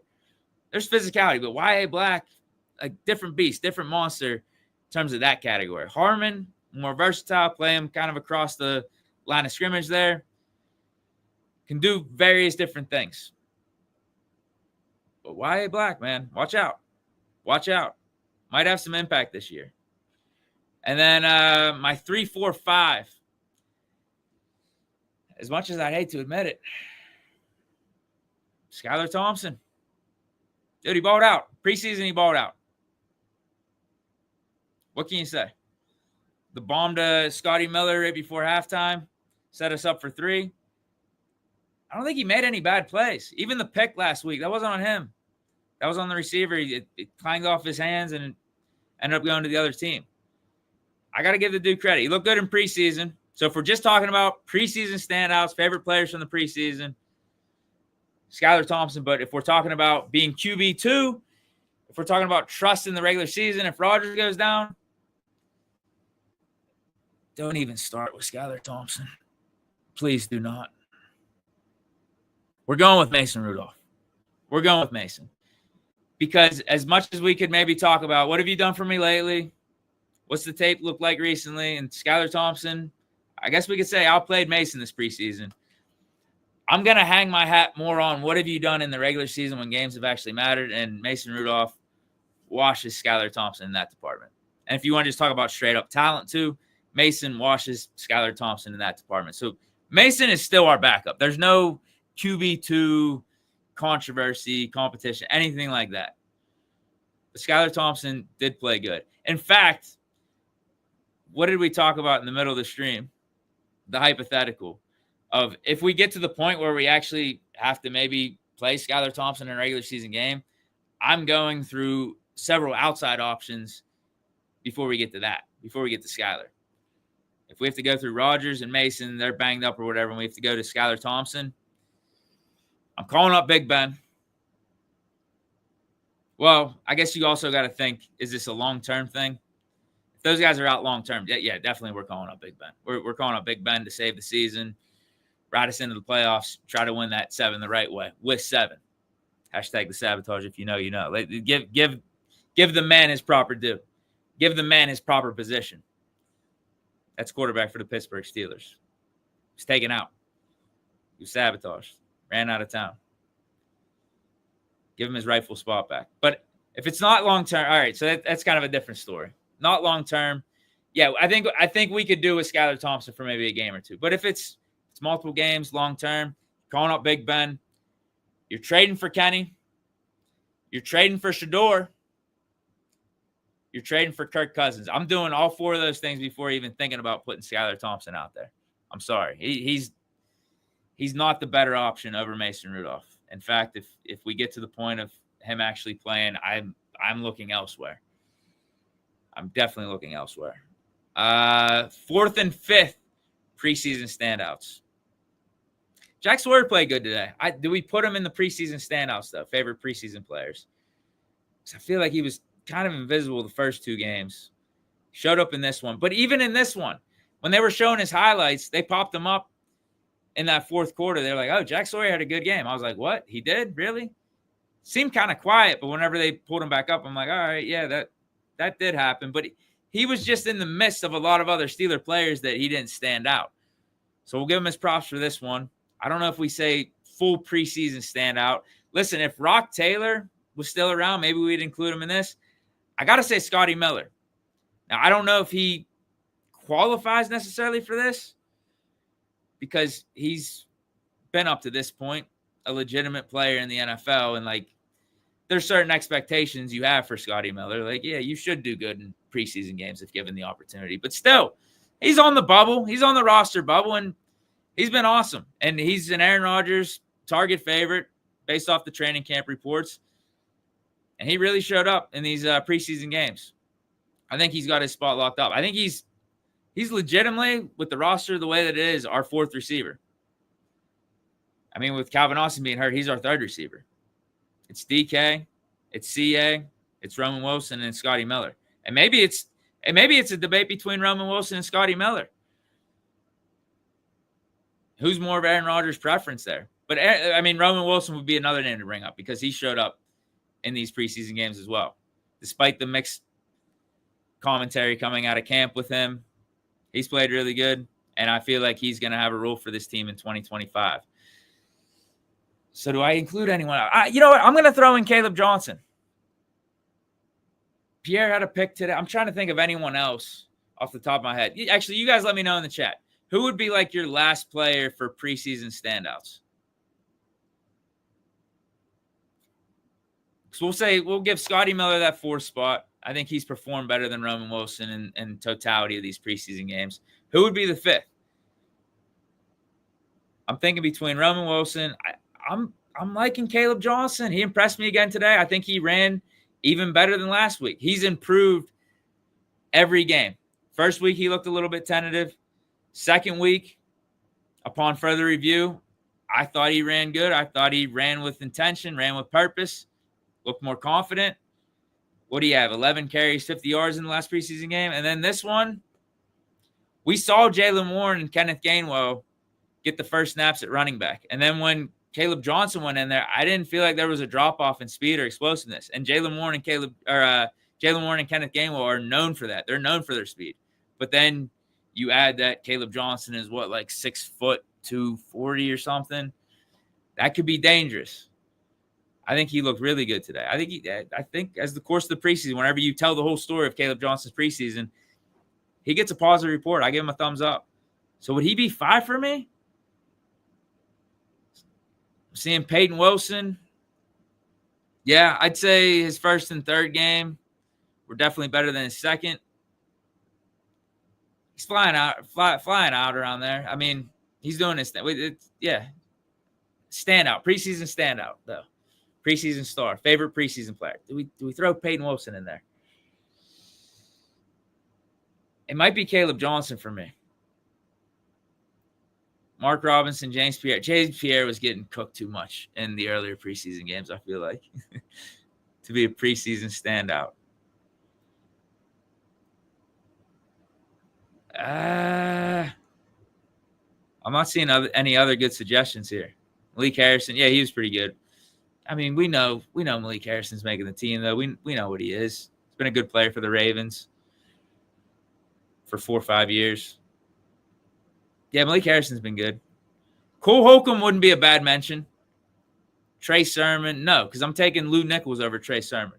Trey Sermon played good today. First 2 games, though, I know he got that touchdown in the 2nd game, but a couple-yard run for the score. All right. I think I'm going Caleb Johnson for my 5th guy. So my top 5 preseason standouts for the 2025 preseason, 2025 edition. Lou Nichols, Y.A. Black, Skylar Thompson, Scotty Miller, and Caleb Johnson. That's my official list. That's my official 5. Let me know if I'm wrong in the comments. Let me see what other notes I got. That might be it. Actually, that might be it. That might be it. That's all I got for you guys. For my post-game report. Punter competition, I was not paying attention to it at all. I just saw the first 2 punts. That was it. So you guys are going to have to give me an assessment on that.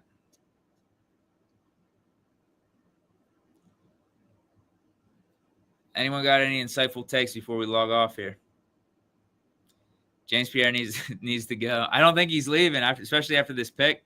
And the fact that he provides special teams and that he's been around the block, familiar with the system, familiar with the Steelers, I think he's sticking around. If you're talking about that last spot in the secondary room, being between James Pierre, Dante Kent, and Corey Trice, I think it's going to be James Pierre. Like, we'll try to keep Corey Trice around. Like, we might cut him, bring him back on practice squad. But it might be that time, bro. It's just you are what you are, injury prone.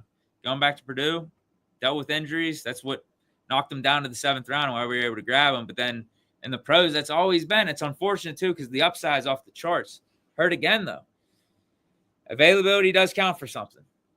James Pierre's available. James Pierre helps out on special teams. James Pierre could be your CB5. James Pierre could play a few snaps in the secondary and not absolutely kill you if he's got good help around him. If he's got no help and he's like your number 1 or number 2, that's a different story. as your CB5, and he can give you special teams, I think the Steelers and Tomlin are going to hang their hat on that going into the regular season versus Corey Trice or Dante Kent.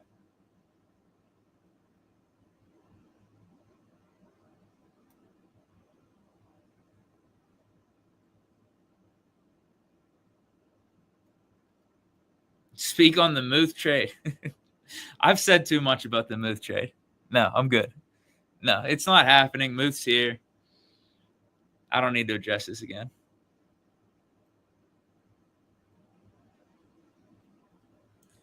Wow, I don't know about this. Have Antoine Blake replace Pierre. I don't know about that. I think I'd go Pierre.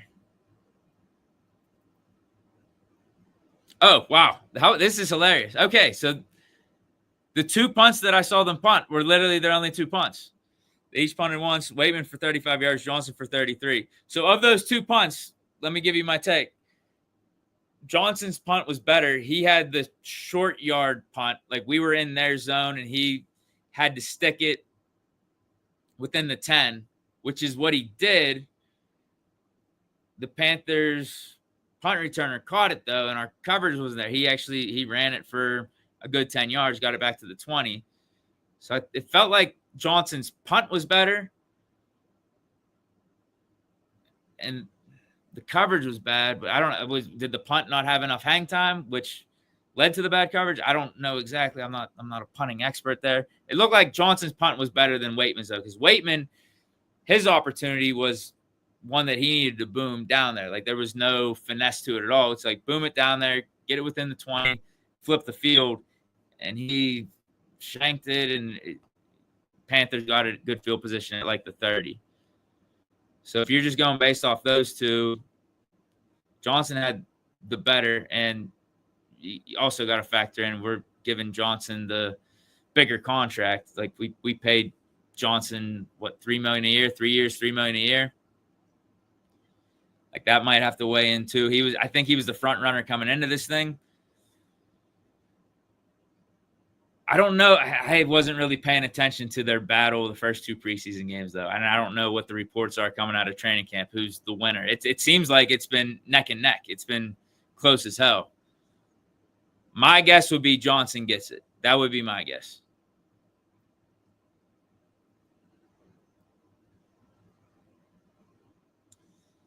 Anything else? What did I miss? Anything else? I think I covered it all.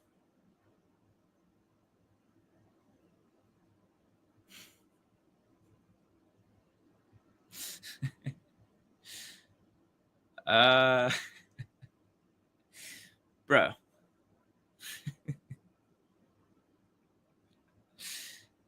We talked about this with Skylar Thompson, right? If it came down, you had to win a game or two. I mean, you're taking Mason for sure over Richardson. I'm proud. If it comes down to one game, add to the fact too, like, Skylar's been in the system the whole offseason and stuff. I think you gotta go with Skylar over Richardson. There's a few names that I'm taking over Skylar. Just bring him in from the outside. I'd be more confident, or I'd be more willing to give him a chance. And that was, well, obviously Big Ben, KP. Trade for KP, trade for Shador, or trade for Kirk Cousins if it came down to it. I can't believe I'm saying the Kirk Cousins. That's just egregious. You're not – I mean, that's the other – it has to be a long-term injury, because if Rodgers is going to be back after a couple games, or Mason's going to be back after a couple games, you're not doing anything drastic. So actually, wow, I can't believe I'm admitting this. Skylar Thompson might actually be a decent QB3 for us this year. I can't believe I'm saying this. If Will Howard's healthy, though, I'd rather go Will Howard in a pinch. Yeah, if Rodgers and Mason are out like long term for the season, you got different problems. You got different problems. You got to handle that scenario completely different. I think that's when the Big Ben stuff comes into play. Call him out of retirement, trade for KP, trade for Shador, trade for Kirk Cousins. But if it's just a game or two, you're not rocking the boat. There's no way. That wouldn't be smart from an organization locker room standpoint. Not even going to front on that. So, wow. Yeah, we really talked through this Skylar Thompson scenario and we came to that conclusion. He actually might be a good QB3 for us. I hate to admit it. Damn. 5 biggest losers of the preseason. I don't know if I'm prepped for that. 5 biggest losers. I don't know.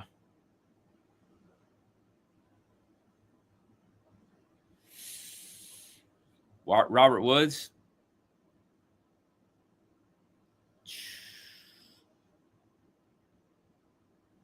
Corey Trice.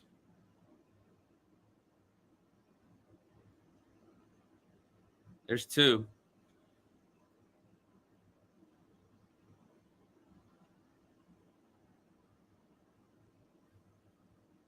I don't know. Who else?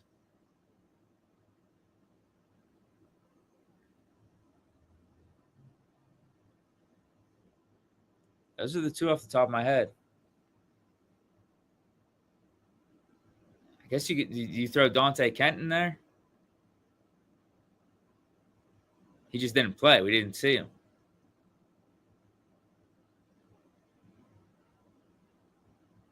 That might be it. I can't think of 5. What was up with the Jalen Warren fumble? Going back to the first half, going back to the starters playing. Come on, dude. Why'd you have to do that? Beanie was on the bubble. I think Beanie's making it. My money's on Beanie's making it. He wasn't perfect, but I thought he played good enough. Played good enough, and then what he did for us last year. Come on, Beanie's making it.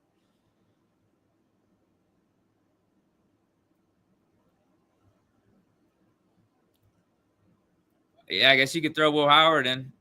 But Will Howard, he's good. Like, we're not cutting him. You know what I mean? In terms of, like, roster spot on the line, being a loser, Will Howard's fine. We're not cutting him. He's going to be on the team, whether that's IR, long-term IR, or short-term IR, long-term IR. He's going to be on the team. The same thing with Calvin Austin. Like, we can bring up Calvin Austin. We haven't seen him, but Calvin Austin, his spot's fine. His role, is it going to be up for debate, especially when the regular season starts? Especially if Rodgers built more rapport with Roman Wilson and Scotty Miller. There's a case for that. All right, I couldn't think of 5 losers. If you got some other guys to think of, drop it in the chat. But that's it, man. That's it. This was good, man. We got the full live stream. Got a little post-game report that I could repurpose. I appreciate you guys for sticking around too. That's gonna make my day a lot easier tomorrow. Because I think I covered everything I would have brought up tomorrow anyway by doing a new video.